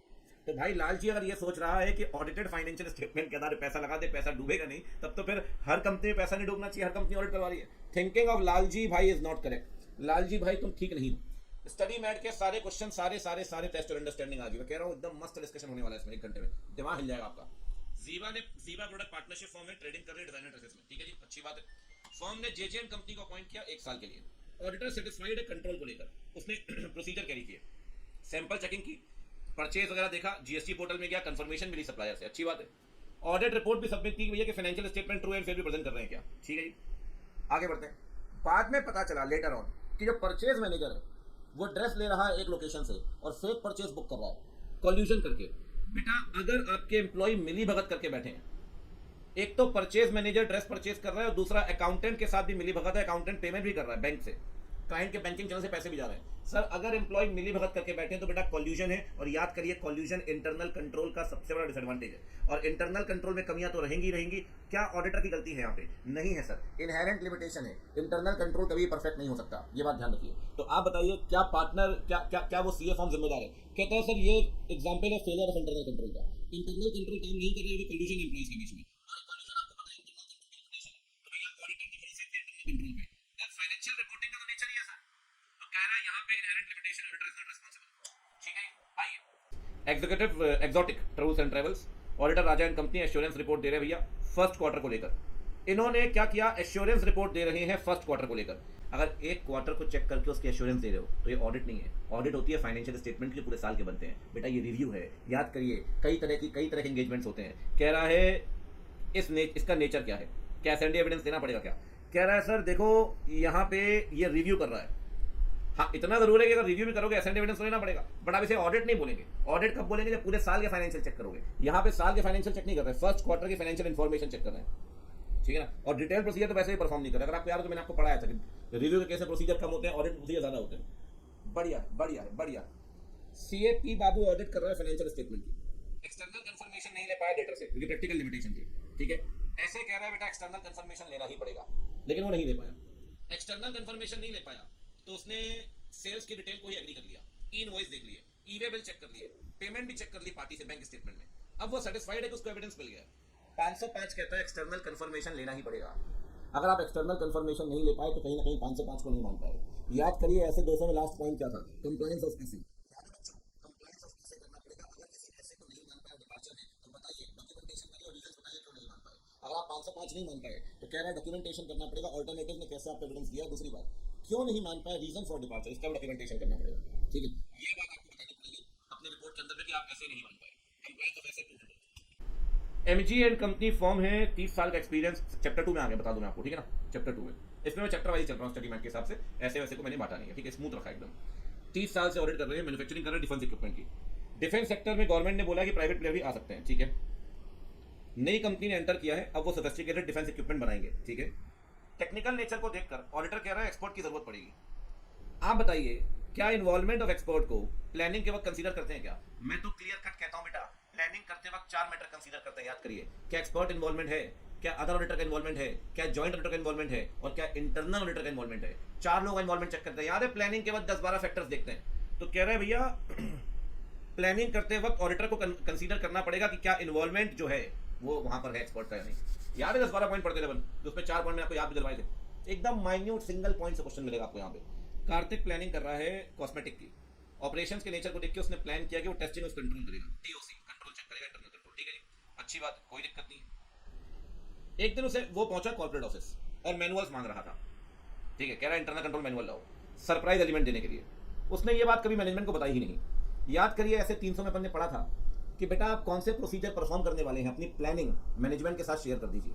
हाँ, लेकिन इतना जरूर ध्यान रखिएगा कि आपकी ऑडिट की इफेक्टिवनेस कॉम्प्रोमाइज नहीं होनी चाहिए। आपकी ऑडिट की इफेक्टिवनेस कॉम्प्रोमाइज नहीं होनी चाहिए। याद है, auditor will may decide to discuss elements of planning with entities management to facilitate the conduct and management without compromise the effectiveness of audit. लेकिन अगर आप बिना बताए पहुंच गए, सरप्राइज चेक कुछ जगह अच्छा लगता है सर, इंटरनल कंट्रोल में अच्छा नहीं लगता। कह रहा है आपने कुछ नहीं बताया, ठीक है, और कहीं ना कहीं अगर आप चाहते हैं ऑडिट सही से हो तो आपको बताना चाहिए था। अगर आप बिना बताए कंट्रोल चेक करने पहुंच गए तो वो अप्रोच प्रॉपर नहीं है, दैट इज नॉट प्रॉपर। ठीक है, प्लानिंग करते वक्त सीए को लगा कि इंक्वायरी करनी जरूरी है इन हाउस लीगल काउंसिल से, पेंडिंग मैटर्स है, इन हाउस लीगल काउंसिल है, एक्सटर्नल लीगल काउंसिल नहीं है। याद आ रहा है 315 के अंदर इंटरनल कई लोगों से इंक्वायरी करते हैं। 315 में जब रैप परफॉर्म करते हैं तो इंटरनल इंक्वायरी नहीं करते, आईए पर्सोनल से, इंफॉर्मेशन सिस्टम पर्सोनल से, वो लोग जो कॉम्प्लेक्स ट्रांजेक्शन में इन्वॉल्व है 6-7 इंक्वायरी करते हैं 315 में। अब एक बात बताओ, अगर आप 300 याद हो आपको, 300 के अंदर मैं सिंपल कहता हूँ, 300 में 2 चीजें आती हैं, एक रैप और दूसरा फैप और तीसरा अदर प्रोसीजर। अब आप कह रहे हो भैया इंक्वायरी करनी है लीगल काउंसिल से ताकि आरएमएम को आइडेंटिफाई कर पाऊं। आप बताइए ये देखकर आप क्या आइडेंटिफाई करना चाहते हैं? रिस्क, 315 के अंदर रिस्क। कह रहा है क्या 300 के अंदर प्लानिंग करेंगे? बिल्कुल करेंगे। 300 मैं कहता हूं 3 चीजों की प्लानिंग होती है, रैप की, फैप की और अदर प्रोसीजर्स की। कह रहे हैं भैया ऑब्जेक्टिव जो है इन हाउस लीगल काउंसिल का आप पता लगाना चाहते हैं आरएमएम, और आरएमएम जो आप पता लगाओगे वो रैप के थ्रू पता लगाओगे। 315 का रैप, और 315 का रैप कहां प्लान होगा? प्लान होगा 300 के अंदर। ठीक, झमाझम। शुभेंदु ऑडिटर है भैया सोशल मीडिया कंपनी का, इंफॉर्मेशन टेक्नोलॉजी के नियम बदल दिए सरकार ने। अब कह रहा है मैंडेटरी कर रहा है कि ग्रीवियंस रिड्रेसल मैकेनिज्म बनाना पड़ेगा हर कंपनी को, ठीक, सोशल मीडिया प्लेटफॉर्म के लिए। अगर आप वो नहीं मानते नियम तो भैया सिविल और क्रिमिनल लायबिलिटी लगेगी। बिल्कुल ठीक बात है। क्या ये फैक्टर कंसीडर करना पड़ेगा? बिल्कुल करना पड़ेगा सर। याद करिए बेटा, अगर लॉ चेंज होता है, हालात चेंज होते हैं, आपको स्ट्रेटजी चेंज करनी पड़ेगी। इस एग्जाम्पल में सरकार ने रेगुलेशंस चेंज कर दिए तो कह रहा है क्या ये फैक्टर कंसीडर करना चाहिए स्ट्रेटजी बनाते वक्त? कहता है सर बिल्कुल कंसीडर करना चाहिए। इंपॉर्टेंट मैटर है, change in law should be consider while establishing audit strategy. ठीक है, बढ़िया क्वेश्चन है यार, बढ़िया क्वेश्चन है। ये स्टडी मैट के अंदर नहीं है, कोई अभी जुड़ रहा है तो ये सारे क्वेश्चन भाई स्टडी मैट के, फिर बोल रहा हूँ। ठीक है, चलिए, मेरा एक भी क्वेश्चन नहीं है इसमें। रोहित प्रैक्टिकल ट्रेनिंग कर रहा है, एंगेजमेंट टीम का पार्ट है। वो ऑडिट प्रोग्राम दिया गया सेल्स को लेकर, उसमें कई सारे आइटम चेक करने के लिए, ठीक, कई सारी बातें लिखी हुई थी। अच्छा क्वेश्चन है, नाइस। वेरिफिकेशन के दौरान उसने देखा कई सारे ईवे बिल कैंसिल कर दिए 24 घंटे के अंदर जनरेट हुए, 24 घंटे में कैंसिल हुए, लेकिन प्रोग्राम में इस बारे में कुछ नहीं दिया गया, इसलिए वो चुप रहा। ही कीप्स मम। याद करिए, assistant should be of the open mind. Audit program अगर कुछ नहीं भी लिखा है तो वो काम करना पड़ेगा, एडिशनल प्रोसीजर। और याद करिए 4 बातें बताता हूं मैं आपको कि assistant should be of open mind. उसमें चौथा पॉइंट क्या था? अगर आपको कोई भी नई बात पता लगती है बेटा तो बताइए। किसको बताएंगे आप बताएंगे, याद करिए, अपने सीनियर को, ठीक है ना। तो चुप नहीं रहना बेटा, एटीट्यूड प्रॉपर नहीं है रोहित का। असिस्टेंट जो है वो ऑब्जेक्टिवली मैटर देखेगा और ये बात अपने सीनियर को, अपने प्रिंसिपल को बताएगा। आपको ये बात बतानी चाहिए अपने प्रिंसिपल को। आप चुप रहे, आपने ठीक नहीं किया। Assistant should be of the open mind, ठीक है ना। मैं एकदम चैप्टर वाइज चल रहा हूँ, चैप्टर वाइज आपको पता है सारे स्टार्टिंग में ऐसे वाले ही क्वेश्चन मिलेंगे, सारे ऐसे वाले क्वेश्चन है, तो पहले ऐसे वाले निपटाते हुए चलते हैं, कोई दिक्कत नहीं। आइए तीसरे चैप्टर में आपका स्वागत है। Wear and tear private limited startup company है, हॉलिस्टिक सॉल्यूशन दे रही है। Paddy stable burning mainly farmers जो नॉर्थ वेस्ट इंडिया में है, क्या कहते हैं, पराली चलाते हैं। पराली जलाने को लेकर उन्होंने हॉलिस्टिक सॉल्यूशन दिया कि पराली को ढंग से जलाया जाएगा कि एनवायरमेंट को नुकसान ना पहुंचे। गवर्नमेंट ने इस इशू को कंसीडर किया, कंपनी ने एंटर हुआ पिछले साल, लेकिन बहुत सारी कंपनी जो सेक्टर में थी ना वो सक्सेसफुल नहीं हुई इन बिजनेस में और बर्बाद हो गई। ऑडिटर के तौर पे आरएमएम का कौन सा कंपोनेंट देखोगे बेटा? आरएमएम के 3 कंपोनेंट होते हैं, आईआर, सीआर और डीआर, इनहेरेंट कंट्रोल और डिटेक्शन रिस्क। सर अगर आपके साथ वाली कई कंपनीज बर्बाद हो चुकी हैं तो आप भी बर्बाद हो जाओगे। ये बिजनेस का रिस्क है, इनहेरेंट रिस्क, ठीक है, इनहेरेंट रिस्क। याद है इनहेरेंट रिस्क? कंपनी ने कंट्रोल बनाया कि जो इन्वेंट्री है पेरिशेबल गुड्स की, इसे स्टोर करेंगे कंट्रोल एनवायरनमेंट में ताकि नुकसान ना हो। और इन्वेंट्री जो आपने कंट्रोल की उसकी रिस्पॉन्सिबिलिटी 2 लोगों को दी, उसकी रिस्पॉन्सिबिलिटी लाला 2 लोगों को दी है कि भैया आपको चीजें चेक करनी है। आप बताइए, 2 लोगों को बैठा दिया, इन्वेंट्री कंट्रोल उनके हाथों में दे दिया, तो सर ऐसा भी तो हो सकता है ये 2 लोग मिली भगत कर लें और कंट्रोल को तहस नहस कर दें, ओवरराइड कर दें। कह रहे हैं यहाँ कौन सा कंपोनेंट लगेगा आरएमएम का? कंट्रोल रिस्क है भाई। कहता है भाई हो सकता है पॉसिबिलिटी, जिन लोगों को आपने जिम्मेदारी दी है वो अपना काम ढंग से ना करें और डिविएशन रिपोर्ट ना करें, तो भैया इंटरनल कंट्रोल वीक हुआ तो कौन सा रिस्क होगा? कंट्रोल रिस्क होगा। Shri foods private limited garlic bread बनाती है, भूख लग रही है, गार्लिक ब्रेड पीला के साथ। ऑडिटर कह रहा है ऑडिट प्रोसीजर प्लान करूंगा रिकॉग्निशन और रेवेन्यू को लेकर। पॉसिबिलिटी है बच्चों कि मिस स्टेटमेंट जो है वो आइडेंटिफाई नहीं किए प्रोसीजर्स में। बेटा अगर ऑडिटर मिस स्टेटमेंट नहीं पकड़ पाया, miss statement revenue recognition AS9 अगर नहीं पकड़ पाया तो डीआर कहलाएगा। ऑडिटर सारे प्रोसीजर नहीं पकड़ पाएगा, एमएम नहीं पकड़ पाएगा, डिटेक्शन रिस्क। ये भी बढ़िया है, गार्लिक ब्रेड जिंदाबाद। जोजो लिमिटेड लिस्टिंग करा रही है स्टॉक एक्सचेंज में। ऑडिटर के तौर पे आप बताइए एक रीजन ऑडिट रिस्क का। बेटा अगर लिस्टिंग करवा रही है ना, तो हो सकता है जो लिमिटेड घाटे में हो, लेकिन अपने फाइनेंशियल को मैनिपुलेट करके बेटर पिक्चर प्रेजेंट करना चाहेगी ताकि उसका पब्लिक इशू फ्लॉप ना हो। इसीलिए ध्यान रखना, अगर लिस्टिंग है तो पॉसिबिलिटी है इंटेंशनल मैनिपुलेशन की, ताकि गुड रिस्पॉन्स आए इन्वेस्टर से। इसीलिए भैया अगर फाइनेंशियल मैनिपुलेट होंगे तो ऑडिट रिस्क भी बढ़ेगा, कि ऑडिटर कहीं ना कहीं इनएप्रोप्रिएट ओपिनियन देगा, reasoning the financial are manipulated. ठीक, बढ़िया क्वेश्चन, आप देख रहे हो, एकदम ज्ञान वाले क्वेश्चन है, जवाब फाइनेंशियल स्टेटमेंट जो जो लिमिटेड थे, ये क्वेश्चन ये पता चला कि ऑडिटर का जो ऑडिटर ने देखा करंट रेशियो 1:20 से 1:20 से 1.75 पहुंच गया। आप बताइए कौन सा रिस्क असेसमेंट प्रोसीजर परफॉर्म कर रहा है? बेटा 315 के अंदर रैप में ना 4 काम करते हैं, इंक्वायरी, ऑब्जर्वेशन, इंस्पेक्शन और एआरपी। जब आप रेशियो कंपेयर कर रहे हैं ना बेटा, तो रेशियो कंपेयर करना है एआरपी, एआरपी रैप के अंदर एआरपी परफॉर्म कर रहे हो। ठीक है, कहता है सर आप बताइए इसका कोई रिलेशन है क्या? बिल्कुल रिलेशन है बेटा। अगर करंट रेशियो इंप्रूव हो रहा है, इसका मतलब हो सकता है या तो तुमने अपनी एसेट्स बढ़ा दी या तो अपनी लायबिलिटी कम कर दी। तो हो सकता है सर, ध्यान रखिए, there can be improvement in the current ratio. क्या पता मिस स्टेटमेंट हो गया, गुड रिस्पांस के लिए। ठीक, राजा ऑडिटर है, रेवेन्यू 25 करोड़ कंपनी का, कंपनी 50 लाख की सीसी लिमिट नहीं लोन लिया है, 1 लाख का लोन डिले हो गया, तो 1 लाख का लोन बाद में मिला। Financial statement do not disclose nature of security. जब कंपनी लोन लेगी ना, स्केड्यूल 3 कहता है नेचर ऑफ सिक्योरिटी बतानी पड़ेगी। ये कहता है बेटा नेचर ऑफ सिक्योरिटी बतानी पड़ेगी। याद करिए, फाइनेंशियल स्टेटमेंट में हमने पढ़ा था, शायद कुछ लोगों ने ध्यान दिया, कुछ लोगों ने ध्यान नहीं दिया हुआ, नेचर ऑफ सिक्योरिटी। ठीक, स्मृति ऑडिटर है मेरे बच्चे, ऑडिट कर रही है, कंपनी की पॉलिसी चेक कर रही है, एम्प्लॉय रिक्रूटमेंट, ट्रेनिंग, ओरिएंटेशन, बहुत सारा इंटरेस्टेड है ये फाइंड आउट करने में क्या कंपनी बेस्ट कैंडिडेट हायर कर रही है, क्या वो क्या अचीव करना चाहती है। सर बच्चों याद करिए, अब हम पढ़ रहे हैं इंटरनल कंट्रोल के कंपोनेंट, और इंटरनल कंट्रोल के कंपोनेंट में बेटा सिरेमिक पढ़ा था आपने, याद करिए, सिरेमिक में सीई मतलब कंट्रोल एनवायरनमेंट। याद करिए कंट्रोल एनवायरनमेंट में होम कैट क्या बोलता था, होम कैट में एच फॉर क्या था, ह्यूमन रिसोर्स। याद है कंट्रोल एनवायरनमेंट में ह्यूमन रिसोर्स, तो कह रहा है कौन सा एस्पेक्ट चेक कर रही है बेटा, ये चेक कर रही है, ध्यान रखिए, she is checking the control environment. पढ़ते हैं जरा, एचआर फंक्शन से कंट्रोल एनवायरनमेंट को पता चलेगा, और कहीं ना कहीं उसे अंडरस्टैंडिंग मिलेगी इंटरनल कंट्रोल की। बहुत बढ़िया, बहुत उम्दा, ह्यूमन रिसोर्स। ठीक, जानना चाहती है क्या सेग्रीगेशन ऑफ ड्यूटीज प्रॉपर हो रहे हैं क्या? इसके लिए वो इंश्योर करना चाहती है कि जो पर्सन ट्रांजैक्शन रिकॉर्ड कर रहा है वो अलग होना चाहिए जो ऑथराइज कर रहा है, अलग अलग लोग होने चाहिए भैया। सेग्रीगेशन ऑफ ड्यूटी कह रहा है, क्या समझना चाहती है segregation of duty? Segregation of duty अगर आप याद करिए तो कंट्रोल एक्टिविटी में था ये पॉइंट, 4-5 पॉइंट है कंट्रोल एक्टिविटी में। कह रहा है वो अंडरस्टैंडिंग लेना चाहती है इंटरनल कंट्रोल की, इसके लिए वो कंट्रोल एक्टिविटी चेक कर रही है, कंट्रोल एक्टिविटी में वो चेक कर रही है भाई सेग्रीगेशन ऑफ ड्यूटीज। एकदम ऐसा अंदर जाए क्वेश्चन पूछा उन्होंने, एकदम झकास, एकदम डेप्थ वाला पॉइंट है।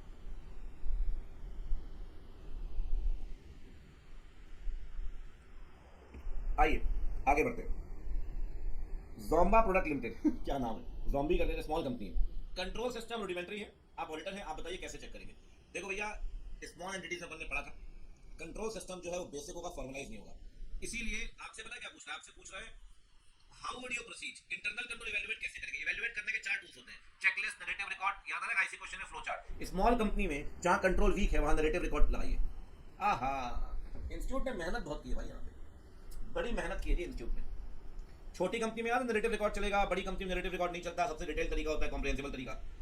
चार्टर्ड अकाउंटेंट ऑडिट कर रहा है, देख रहा है कि कैश बराबर जमा नहीं होता बैंक में। ठीक, जो ऑफिशियल रिस्पॉन्सिबल है ना, उसने इस बात पे ध्यान भी नहीं दिया। क्या लगता है आपको? देखो भैया याद करिए, कंट्रोल डेफिशिएंसी कह रहा है ना, तो कैश जमा कर रहे हो ना, अपना काम ढंग से कर रहा है। आप मानेंगे जैसा कंट्रोल होना चाहिए था वैसा कंट्रोल नहीं है। अगर बेटा कैश जमा नहीं हुआ तो कहीं ना कहीं मिस स्टेटमेंट होगा, तो मिस स्टेटमेंट को नहीं रोक पाओगे, तो इट रिप्रेजेंट कंट्रोल डेफिशिएंसी।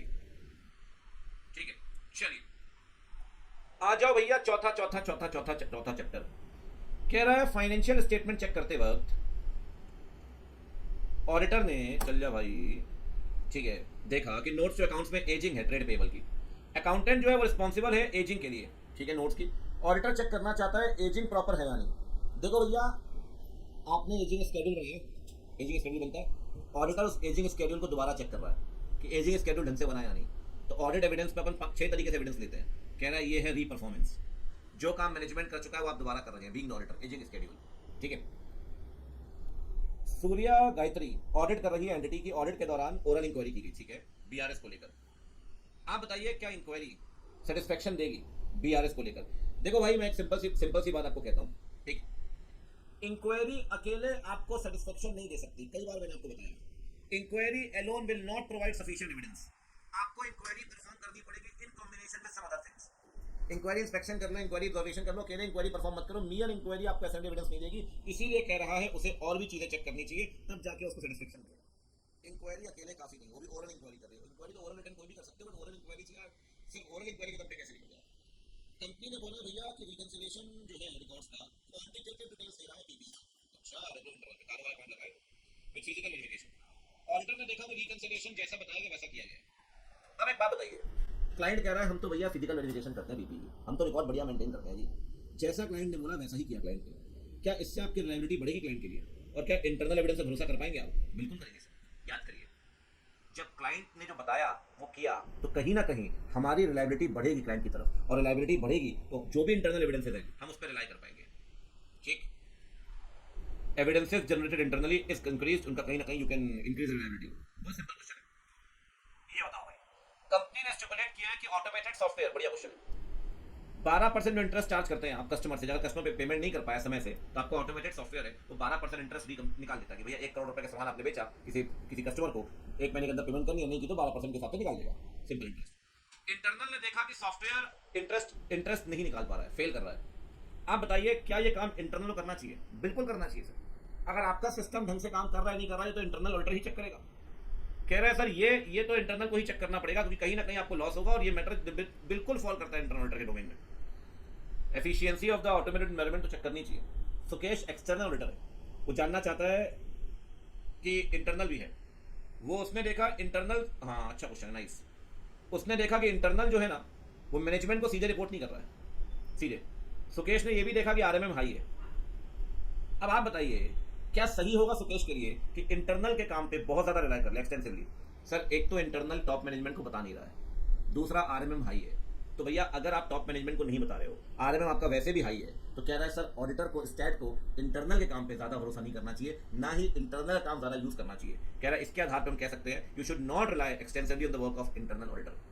ठीक, ऑडिटर जो ऑडिट कर रहा है उसने सैंपल सेलेक्ट किए, बाद में पता चला कि सैंपल रिप्रेजेंटेटिव नहीं है। सैंपल सेलेक्ट किए एक्सपीरियंस और नॉलेज के आधार पे। बताइए स्टैटिस्टिकल है या नॉन स्टैटिस्टिकल है? भैया नॉन स्टैटिस्टिकल सैंपलिंग है, आपने अपना जजमेंट लगाया, ठीक है, फॉल्टी सिलेक्शन हो गया। ऑडिटर ने बोला भैया सिलेक्शन हुआ है मेरे एक्सपीरियंस के आधार पे। क्या ऑडिटर बच सकता है? नहीं बच सकता सर। अरे भैया स्टैटिस्टिकल सैंपलिंग लगाते ना यार, तुमने अपना जजमेंट क्यों लगाया भाई? कह रहा है जो भी आपकी अप्रोच होगी, मैंने तब भी कहा था मेन मैच करना, सैंपल हमेशा रिप्रेजेंटेटिव होना चाहिए। लिखा भी है sample must only B representative. कह रहा है आप ये बोल के नहीं बच सकते कि मैंने स्टैटिस्टिकल सैंपलिंग नहीं लगाई तो वहां पे सैंपल साइज फॉल्टी हो गया। नहीं sir, you will be liable. Audit procedure जो आपने परफॉर्म किए उससे पॉसिबिलिटी लगती है, पॉसिबिलिटी कि भैया कंपनी ने सारे लिटिगेशन डिस्क्लोज नहीं किए। याद है ये तो कंपनी तक वाला पॉइंट है 143 वाला आईपीएल, कंपनी ने सारे मटेरियल लिटिगेशन नहीं डिस्क्लोज किए।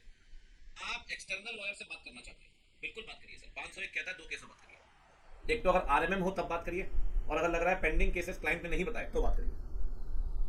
याद है 2 केस में बात करिए, 3 केस में मुलाकात करिए, बात तो करनी पड़ेगी सर, बात तो करनी पड़ेगी सर एक्सटर्नल लीगल काउंसिल से। ठीक, जिग्नेश देसाई ऑडिट के बीच में है, कंपनी का बढ़िया इंटरनल ऑडिट डिपार्टमेंट है, बढ़िया। एक्सटर्नल कंफर्मेशन जब वो भेज रहा था लेटर को, आउटस्टैंडिंग थे, उसने बोला डेटर को सेलेक्ट करना, रिक्वेस्ट डिजाइन करना और डेटा से रिस्पॉन्स लेना, ये सारा काम उठाकर इसने इंटरनल ऑडिटर को दे दिया, डिपार्टमेंट को दे दिया। कह रहा है रिस्पॉन्सेज जो आए वो इंटरनल ऑडिट डिपार्टमेंट की ईमेल आईडी में आए। सर मैंने आपसे कहा था कुछ काम इंटरनल को सीधे नहीं दे सकते, कुछ काम आप डेलीगेट करिए, बट एक्सटर्नल कंफर्मेशन का काम पूरा उठा के आप इंटरनल को दे सकते हैं क्या? 610 कहता है सर ऐसा थोड़ी होगा, आप सारा काम उठा के दे दोगे।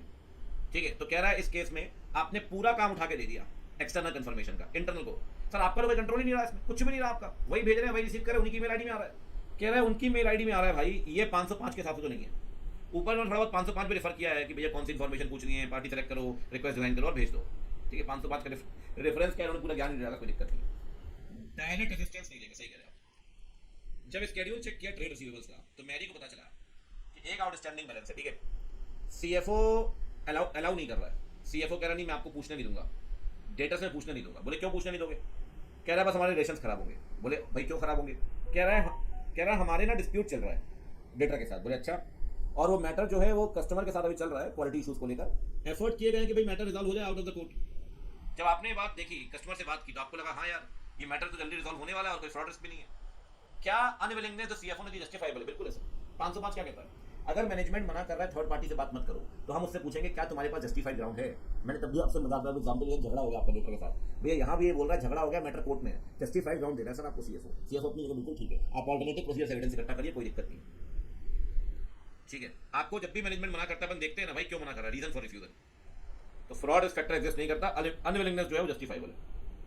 ऑडिटर जो है एआरपी परफॉर्म करना चाहता है रेवेन्यू को लेकर, कह रहा है कोई 2 एआरपी बताओ। अरे यार, करंट ईयर को प्रीवियस ईयर से कंपेयर कर लो, एक्चुअल को बजटेड से कंपेयर कर लो, करंट ईयर को प्रीवियस ईयर से, एक्चुअल को बजटेड से।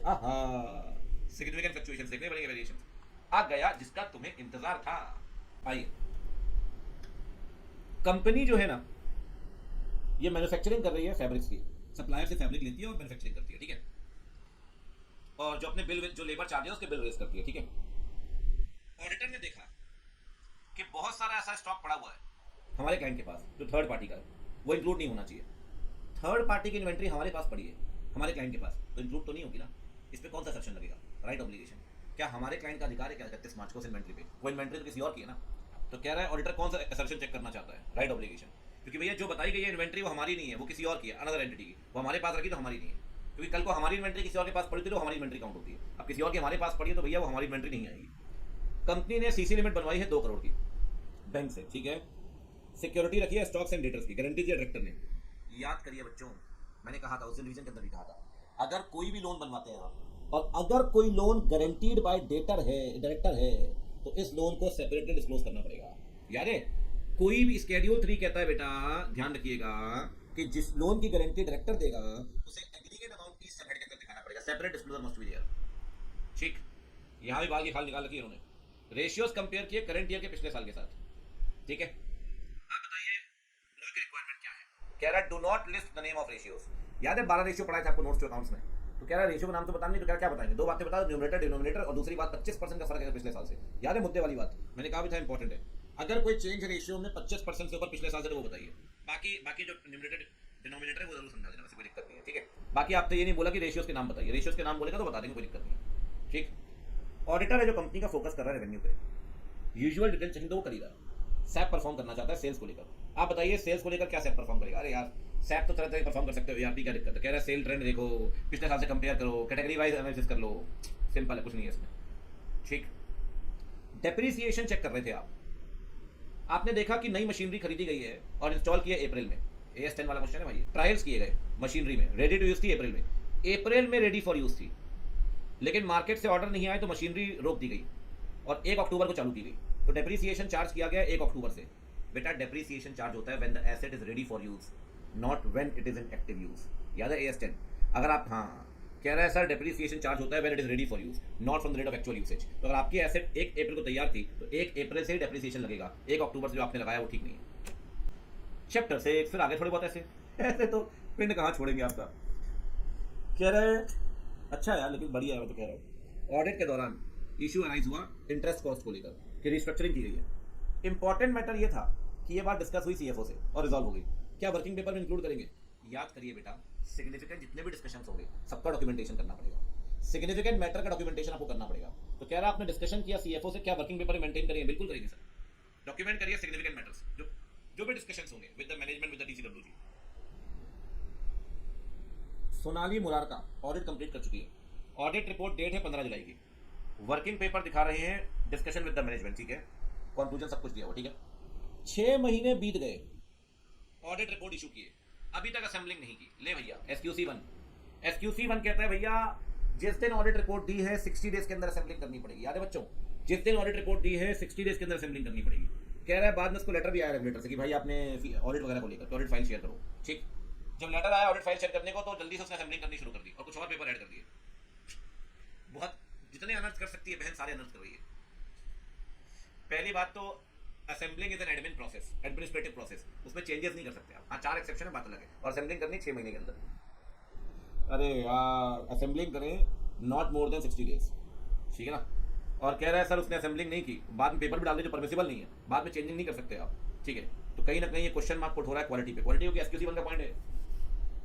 चलिए आगे बढ़ते हैं, देखो कंप्लीशन एंड रिव्यू। आ जाओ अगला chapter 7, PK Jacob 21-22। Company engage है, एथनिक ड्रग भेजती है बाहर को, एक्सपोर्ट करती है यूरोप में। ऑडिट कंप्लीट होने वाली है जुलाई 22 में। पता चला ऑडिटर को कि ओवरसीज बायर ने केस कर दिया 1 जून को, ठीक है। कह रहा है आपने सब स्टैंडर्ड डाई यूज किए हैं, शिपमेंट मिला था अगस्त 21 को, आपने out of the court settlement किया कि 5 करोड़ रुपए देंगे। सर केस कब किया है? 1 जून को किया है ना, सब्सिक्वेंट इवेंट, सब्सिक्वेंट इवेंट। लेकिन माल तो पहले बेच चुके थे अगस्त 21 में। सब्सिक्वेंट इवेंट की सिचुएशन एग्जिस्ट कर रही थी 31 मार्च को। मैनेजमेंट से बोलेंगे फाइनेंशियल स्टेटमेंट को अमेंड करो। अगर फाइनेंशियल स्टेटमेंट अमेंड नहीं करेगा मैनेजमेंट तो हम इंपैक्ट डालेंगे ऑडिट रिपोर्ट में। We can issue an modified audit opinion. कह रहा है सर आपको पता चला है कब? एक बाद में तो कह रहा है it is an example of subsequent event, जो फाइनेंशियल स्टेटमेंट डेट के बाद हुआ लेकिन रिपोर्ट डेट से पहले। तो कह रहा है ये बात आप, ये कंडीशन एग्जिस्ट कर रही थी बैलेंस शीट डेट पे। तो कह रहा है मैनेजमेंट से बोलेगा भैया एडजस्टमेंट कर, एडजस्टमेंट नहीं करेगा तो फिर ऑडिट रिपोर्ट में बताएगा, ठीक। चांदनी खन्ना ऑडिट कंप्लीट कर रही है अगले कुछ दिनों में। उसने प्रोसीजर परफॉर्म किए, इंक्वायरी को लेकर मिनट्स भी पढ़े हैं, बुक्स भी चेक कर रही है। After the date of financial statement ये सारे सब्सिक्वेंट इवेंट उसने कंसीडर कर लिए हैं। क्या सारा काम किया यार उसने, देखो उसने इंक्वायरी भी कर ली, उसने मिनट्स भी पढ़ लिए, है ना, बुक्स भी चेक कर ली, सब कुछ कर लिया, लेकिन फिर भी वो भी सर्टेन होना चाहती है कि कोई भी सब्सिक्वेंट इवेंट छूटना नहीं चाहिए। तो कह रहे हैं और क्या करना चाहिए इसको? देखो यार सारा काम तो कर लिया आपने, बस एक पॉइंट रह गया। दीदी को एक काम करना चाहिए, दीदी को ना WR लेना चाहिए। याद है 580 के अंदर WR लेते हैं, लेकिन 560 में लिखा 560 के अंदर कि भैया सब्सिक्वेंट इवेंट को लेकर आपको WR लेना चाहिए। क्या आपने सारा काम कर लिया, आप मैनेजमेंट से बोलो भाई कि मुझे WR प्रोवाइड कर दो। WR किस बारे में? कि जितने भी सब्सिक्वेंट इवेंट मैनेजमेंट को पता नहीं, मैनेजमेंट ने आपको बता दिया subsequent event have been disclosed, ठीक है। कह रहा है वो ऐसा क्यों कर रही है? वाई भाई वो इसलिए ऐसा कर रही है कि उसको सब्सिक्वेंट इवेंट का नॉलेज मिल जाए, जो उसे वैसे पता नहीं लग रहा है। सिंपल सी बात है, ठीक। ऑडिट के दौरान वरुण अग्रवाल ने देखा कंपनी को ना सिग्निफिकेंट स्किल लेबर शॉर्टेज है, ऑपरेशंस भी खराब हो रहे हैं, लेबर शॉर्टेज हो रही है। कह रहा है लेबर जो आया करती थी वो आती थी ईस्टर्न यूपी से, ठीक है, गांव से। कह रहा है वहां भी जॉब अपॉर्चुनिटीज हो गई हैं, तब लेबर नहीं आ रही है। अब लेबर नहीं आ रही है भैया तो कहीं ना कहीं कंपनी अपने कमिटमेंट पूरे नहीं कर पा रही है, ऑर्डर शॉर्ट हो रहे हैं, रेवेन्यू गिरता जा रहा है, फिक्स जैसे फिक्स कॉस्ट भी आपकी फिक्स तो ही रही है, लिक्विडिटी क्रंच हो गया, क्रेडिटर्स को पैसे नहीं दे पा रहे हो, क्या क्या करवाओगे भाई? बैंकर भी आपकी मदद नहीं कर रहे हैं, लिक्विडिटी क्राइसिस हो चुका है, ऑडिटर डाउट है गोइंग कंसर्न पे। कह रहे हैं मैनेजमेंट कैसे ट्राई करेगा ऑडिटर को, मतलब how should the management, auditor से नहीं पूछा, मैनेजमेंट से पूछा, ठीक है। और क्या करोगे आप उस केस में? कह रहा है मैनेजमेंट ना ऑडिटर को future future future plan of action बताएगा। याद करिए कि भैया मेरा फ्यूचर प्लान क्या है, मैनेजमेंट बताएगा। अगर मैनेजमेंट फ्यूचर प्लान बताएगा, याद करिए, तो कैश फ्लो की फोरकास्टिंग करेगा। और कैश फ्लो की फोरकास्टिंग करेगा तो बिंग ऑडिटर हम क्या चेक करेंगे? हम चेक करेंगे भाई जो कैश फ्लो की फोरकास्टिंग की उसमें दो बातें, पहली बात जो डेटा यूज किया क्या वो रिलायबल है, और जो एजम्पशन फॉर्म किया क्या उसके सपोर्ट में कोई एविडेंस है आपके पास, ठीक है ना। बड़ा सिंपल, बह मत जाना भाई। तो आपने लास्ट पॉइंट जो नहीं पड़ेगा ना वो कुछ भी लिख के आ जाएगा उल्टा सीधा, वो मैनेजमेंट का पूछ रहा है। तो मैनेजमेंट तो भैया फ्यूचर कोर्स ऑफ एक्शन बताएगा ना, कैश फ्लो फोरकास्टिंग। आप ऑडिट कंप्लीट करने जा रहे हैं, वर्किंग पेपर्स आपने देखे, आपने कहा यार इन्वेंट्री का ओवर वैल्यूड है 2 करोड़ की, फ्रेट 10 लाख रुपए इंपोर्ट में दिया है और पीएनएल में दिखा दिया। अरे भाई 10 लाख रुपए फ्रेट दोगे मशीनरी इंपोर्ट करने में तो कैपिटलाइज करेंगे ना, पीएनएल में थोड़ी जाएगा। तो एक तो कैपिटलाइज करना था वो नहीं किया, दूसरा ओवर वैल्यूएशन कर दिया, ठीक। अब सुनो, कह रहा है सर हाँ आप बताइए कैसे आप प्रोसीड करेंगे, कैसे कम्युनिकेट करेंगे? भाई सिंपल सी बात है, ये दोनों मिस स्टेटमेंट्स हैं। 10 लाख रुपए का फ्राइड आपने वहां दिखा दिया, वो मिस स्टेटमेंट है। फिनिश गुड 2 करोड़ से ओवर वैल्यूड है, मिस स्टेटमेंट है। अपन क्या करेंगे? ये मिस स्टेटमेंट बताएंगे टीसीडब्ल्यूजी को ठीक कर दे भाई। अगर टीसीडब्ल्यूजी ठीक नहीं करेगा तो फिर अपने को देखना है कि ये जो अनकरेक्टेड मिस स्टेटमेंट है क्या ये मटेरियल है। अगर मटेरियल हुए भाई तो फिर बताना भी है और रिपोर्ट भी मॉडिफाई करनी है। मतलब एक सबसे प्लेन क्वेश्चन है अभी तक का, एकदम बेसिक। चलिए, गुरुमूर्ति ऑडिट कर रहा है बिफोर कंप्लीशन। उसने मैनेजमेंट से बोला मुझे WR दो, मैनेजमेंट से बोल रहा है भैया मुझे WR दो, उसमें लिखकर आप मुझे दो कि मैनेजमेंट ने अपनी सारी जिम्मेदारी पूरी की है। मैनेजमेंट से कह रहा है राइटिंग में दीजिए कि सारी इंफॉर्मेशन मैनेजमेंट ने आपको दे दी है। मैनेजमेंट को ऐसा लगता है ऑडिटर बेकार की बातें मांग रहा है। क्या मैनेजमेंट का व्यू प्रॉपर है? अरे भाई WR मांग रहा है, WR देना पड़ेगा ना सर। मैनेजमेंट तो WR मांगेगा ना कि मैनेजमेंट ने अपनी रिस्पॉन्सिबिलिटी पूरी करनी है, ऑडिटर WR तो मांगेगा। अरे यार ये सही है। कह रहा है भाई यहाँ पे आते refusal by management to provide confirmation. अगर नहीं दोगे आप कंफर्मेशन तो कहीं ना कहीं रिपोर्ट मॉडिफाई कर देगा, डिस्क्लेमर देगा, याद करिए। अगर WR नहीं देते आप तो he can modify the report, take appropriate action लिखा होता है बुक में, आगे लिखा था मॉडिफाइड ओपिनियन। तो मॉडिफाइड में क्या दोगे? अगर WR नहीं दे रहा तो डिस्क्लेमर दे दो उठा के। फिर कह रहा है सर इंटरनल कंट्रोल चेक किया, ऑडिटर ने देखा फिजिकल वेरिफिकेशन के अंदर कि फिजिकल वेरिफिकेशन हो ही नहीं रहा है रेगुलर इंटरवल्स में। ऑडिटर ने देखा significant deficiency internal control inventory को लेकर, वो मैनेजमेंट को लिख के दे रहा है auditor, one liner. Physical verification तुमने करवाया नहीं है रेगुलर इंटरवल में, बस एक लाइन लिख के दे दी ऑडिटर ने। क्या ये कम्युनिकेशन प्रॉपर है? अरे भाई अगर सिग्निफिकेंट डेफिशिएंसी है, तो भैया सिग्निफिकेंट डेफिशिएंसी को एक्सप्लेन करना पड़ेगा, सिर्फ बताना नहीं सिग्निफिकेंट डेफिशिएंसी। कह रहा है sir in case of significant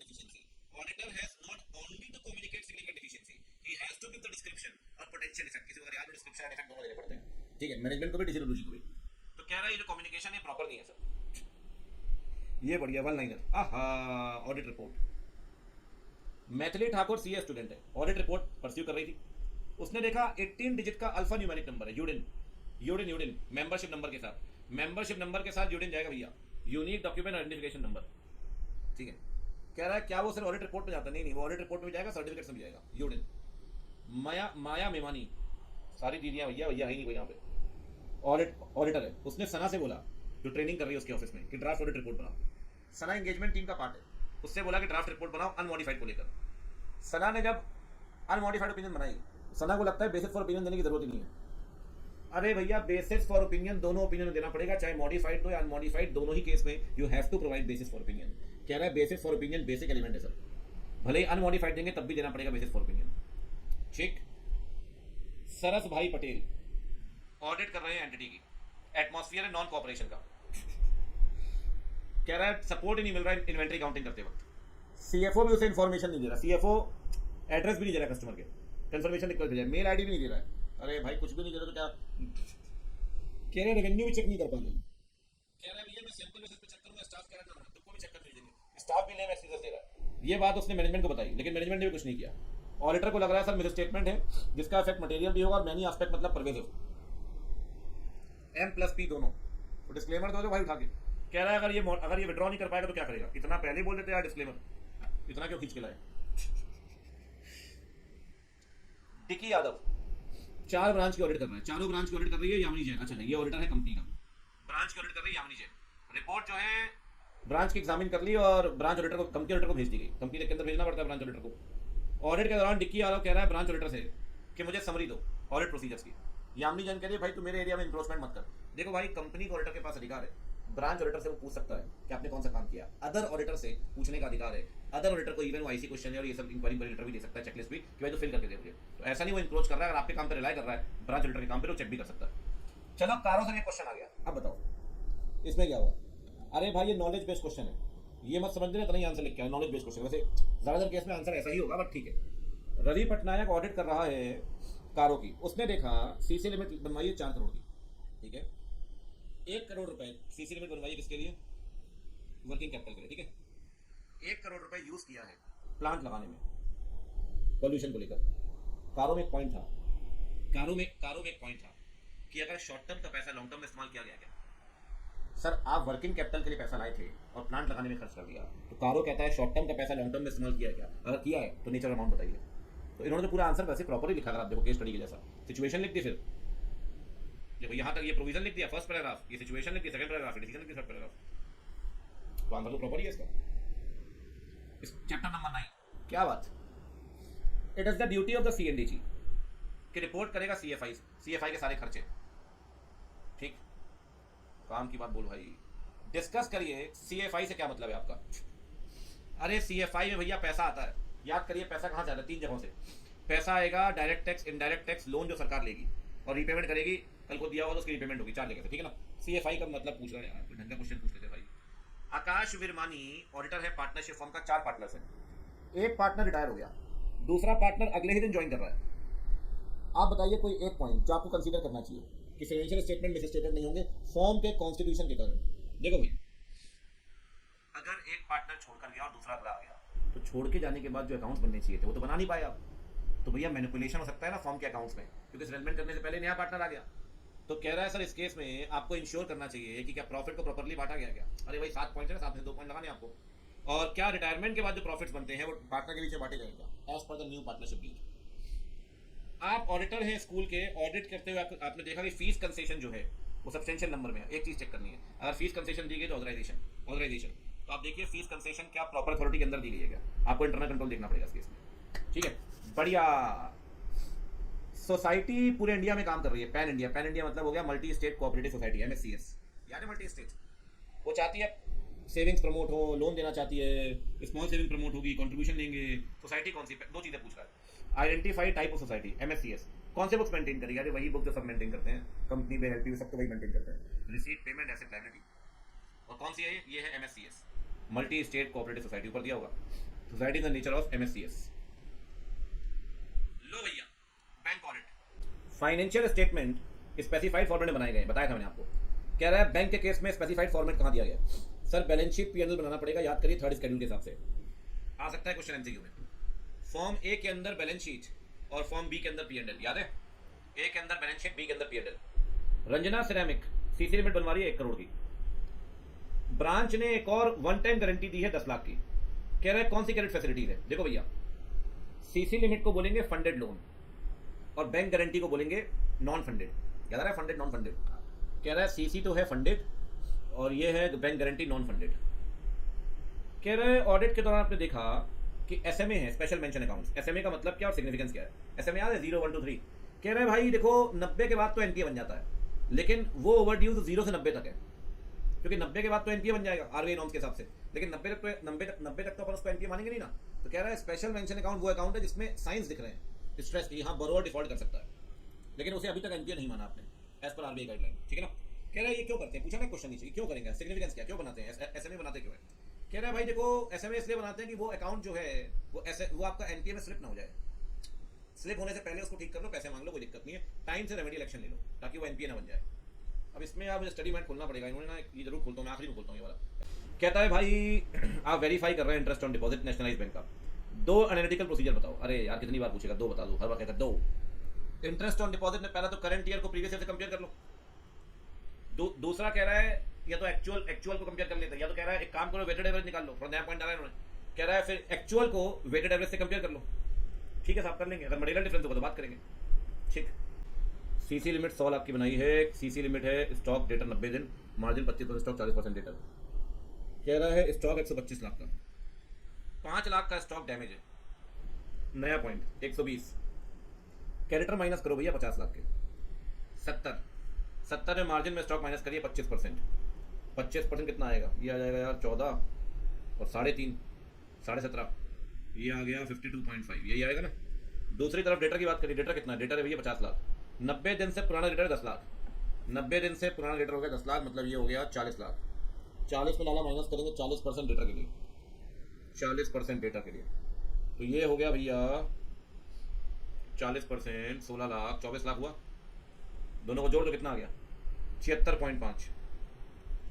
कह रहा है 82.50 प्रॉपर है क्या? नो, 76.50, 76.50, ठीक है ना। चलिए ये इन्होंने क्वेश्चन दिया भी होगा यहाँ पे, वही अपन ने किया है, -1 ये हो गया, -70 में 25% मार्जिन माइनस कर दिया, ये आ गया, फिर आ गया लाला 50, 10 - 40, मार्जिन -16 और 24 और ये आ गया 76, ठीक है। लास्ट चैप्टर, सूर्यकांतम ऑडिट कर रहा है अकाउंट्स की, आईसीआई ने उसको लेटर इशू किया, कह रहा है यार कुछ मैटर्स हैं ऑडिट को लेकर, उसने रिप्लाई तक नहीं किया, रिमाइंडर भेजने के बाद में रिप्लाई नहीं किया। कौन सा फंडामेंटल प्रिंसिपल तोड़ रहा है आदमी? प्रोफेशनल बिहेवियर, कर्टसी वाला पॉइंट याद है? प्रिंसिपल प्रोफेशनल बिहेवियर तोड़ रहा है। चार्टर्ड अकाउंटेंट इन प्रैक्टिस है सर्टिफिकेट इशू कर रहा है कि भैया 9 करोड़ की मशीनरी है, जबकि ओरिजिनल कॉस्ट तो 15 करोड़ की है। सर कोई भी ऐसे झूठे सर्टिफिकेट में साइन मत करो जहां गलत इन्फॉर्मेशन, इंटीग्रिटी का प्रिंसिपल कहता है। प्रोफेशनल बिहेवियर, जानबूझकर कोई भी रिपोर्ट रिटर्न में साइन नहीं करेगा, नहीं उड़ेगा जहां उसको पता है वो इन्फॉर्मेशन गलत है, मिसलीडिंग है, इंटीग्रिटी। रमन गुप्ता को अपॉइंटमेंट ऑफर किया गया ऑडिटर का, उसका एक दूर का अंकल के पास शेयर थे, उसने शेयर होल्ड किए, दूर का अंकल था तो रमन डिस्क्वालीफाइड था नहीं, इंडिपेंडेंस भी अफेक्ट नहीं हो रही थी, लेकिन अपॉइंटमेंट एक्सेप्ट करता, उसे पता चला कि उसके अंकल निपट लिए, और अंकल कोई बेटा तो था नहीं, बच्चे कह रहे हम भी कोई ऐसे अंकल ढूंढ रहे हैं, उन्हें पता चला कि वो नॉमिनी बन गया अंकल के शेयर्स का। अब यार वो तो फंस गया कि क्या करूं मैं। भाई देखो अगर तुम्हारे पास शेयर्स आ गए तो फिर तो सेल्फ इंटरेस्ट थ्रेट आ जाएगा। तुम्हारे पास शेयर है तो तुम कंपनी तक मत लगाते ना, हाथ जोड़ के बोल रहा हूँ, यहाँ वो एथिक्स की बात कर रहा है, कंपनी लेके 140 मतलब सेक्शन 3, नो। अगर आपके पास शेयर्स आ गए और आप ऑडिटर बनना चाहते हैं, सेल्फ इंटरेस्ट थ्रेट है, तो क्या करें? अब शेयर्स तो आएंगे अंकल के, पहले शेयर्स तुरंत बेच दो, बेचने के बाद ऑडिट एक्सेप्ट करो, सेल्फ इंटरेस्ट थ्रेट नहीं होगा। क्योंकि भाई एक बात तो बड़ी क्लियर है, याद करिए, अगर थ्रेट्स होंगे तो या तो काम से मना कर दो या सेफगार्ड लगाओ, जिससे थ्रेट्स कम कर सके। याद आ रहा है? कह रहा है उसे पता चला कि भाई उसके शेयर है, कह रहा है वो थ्रेट को एलिमिनेट करेगा। कैसे एलिमिनेट करेगा? कह रहा है वो शेयर बेचेगा ऑडिट एक्सेप्ट करने से पहले, अगर वो शेयर भी होल्ड कर रहा है, ऑडिट भी एक्सेप्ट कर रहा है, तो कहीं ना कहीं थ्रेट इंडिपेंडेंस के लिए। ये एक ही जगह से 40% ऑडिट फीस आ रही है, आप बताइए इंडिपेंडेंस कैसे अफेक्ट होगी? कौन से थ्रेट्स की बात कर रहा है भैया? अगर 40% फीस आपको एक ही क्लाइंट से आ रही है, 40% फीस तुम्हें एक ही क्लाइंट से आ रही है, तो बेटा अगर वो क्लाइंट चला गया तो तुम्हें डर तो रहेगा वो क्लाइंट ना जाए, सेल्फ इंटरेस्ट थ्रेट है। मुरली वाधवान अकाउंटिंग और बुक कीपिंग सर्विस देना है, उसी को ऑडिट करने को बोला गया। 144 ऑडिट डिस्क्वालीफाइड है बुक कीपिंग सर्विस, लेकिन मत लगाना, एथिक्स लगाना। आपने ही अकाउंटिंग की है, आपसे ही ऑडिट करवा रहे हैं, सेल्फ रिव्यू थ्रेट, याद है? आपने ही अकाउंटिंग की, आपसे ही ऑडिट करवा रहे हैं, सेल्फ रिव्यू थ्रेट। थ्रेट से क्वेश्चन आने के चांसेस हैं। बाकी देखो, ऑडिटर ने रिलाई किया है मैनेजमेंट के रिप्रेजेंटेशन लेटर पे टैक्स को लेकर। ऑडिटर ने अपना कोई काम किया ही नहीं, कह रहा है जो जो मैनेजमेंट ने बताया हमने वो मान लिया भैया, हमने अपने दिमाग पे चलाया ही नहीं। कह रहा है कौन सी चीज रैंक कर रही है, मनीष आया नहीं वरना बोल के बताता भैया स्केप्टिसिज्म कहता है अलर्ट रहना चाहिए।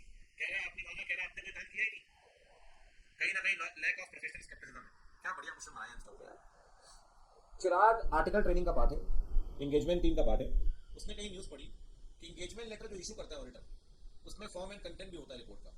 उसे लगा अरे जब हम शुरुआत में कैसे बता दें फॉर्म एंड कंटेंट, भैया एंगेजमेंट लेटर में फॉर्म एंड कंटेंट बताना पड़ता है। याद करिए 6-8 कंटेंट पढ़ाए थे मैंने आपको उसमें, nature of audit, scope of ये सब, responsibility of management, responsibility of auditor. कहता है सर एंगेजमेंट लेटर में फॉर्म एंड कंटेंट आपको बताना पड़ेगा। हाँ, अगर आपको लगे बाद में चेंज करना, you can amend also, but form and content तो बताना पड़ेगा।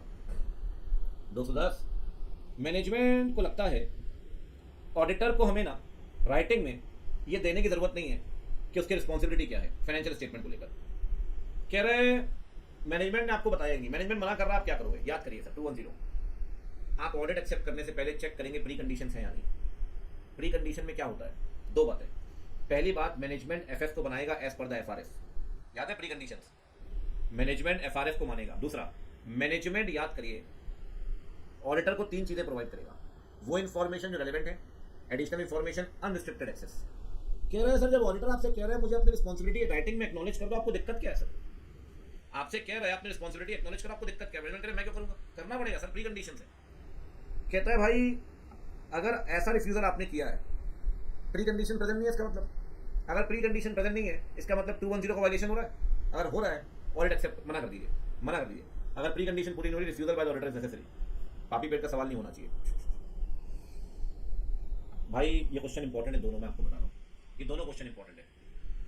पीके नायर को अपॉइंटमेंट ऑफर किया गया कि ऑडिट कर दो भाई हमारी कंपनी की टूरिज्म का काम कर रही है। जब ड्यू डिलिजेंस किया तो पता चला उनके यहाँ रेड हो रही है एनआईए की, क्योंकि वो टेररिज्म से कनेक्टेड है। अरे भाई साहब, साथ में ईडी ने भी रेड किया इनके ऊपर कि एलिसिट मनी ट्रेल चल रहा है। डाउट है कि टूरिज्म की आड़ में ये टेरर फंड्स को घुमा रहे हैं यहाँ से वहाँ। अगर आपका क्लाइंट मनी लॉन्ड्रिंग कर रहा है या आपका क्लाइंट क्रिमिनल एक्टिविटी कर रहा है तो आपको क्लाइंट रिलेशनशिप को एक्सेप्ट नहीं करना चाहिए। SQC 1 याद करिए। कह रहा है सर अगर इंडिकेशन है कि क्लाइंट मनी लॉन्ड्रिंग कर रहा है, क्रिमिनल एक्टिविटीज कर रहा है, आपको अपॉइंटमेंट एक्सेप्ट नहीं करना चाहिए। ये एक्सेप्ट मत करो sir. Arpita mid size firm join कर रही है, उसने देखा कि पार्टनर बहुत बिजी रहते हैं और फर्म ने जो ऑडिट एक्सेप्ट किए एरियाज को लेकर उसको एक्सपीरियंस ही नहीं है, कोई एक्सपीरियंस नहीं है फर्म में। फर्म ऑडिट एक्सेप्ट कर रही है, फिनटेक सेक्टर की कंपनी, फिनटेक समझते हो, स्टॉक ब्रोकर, ये सब, इंश्योरेंस।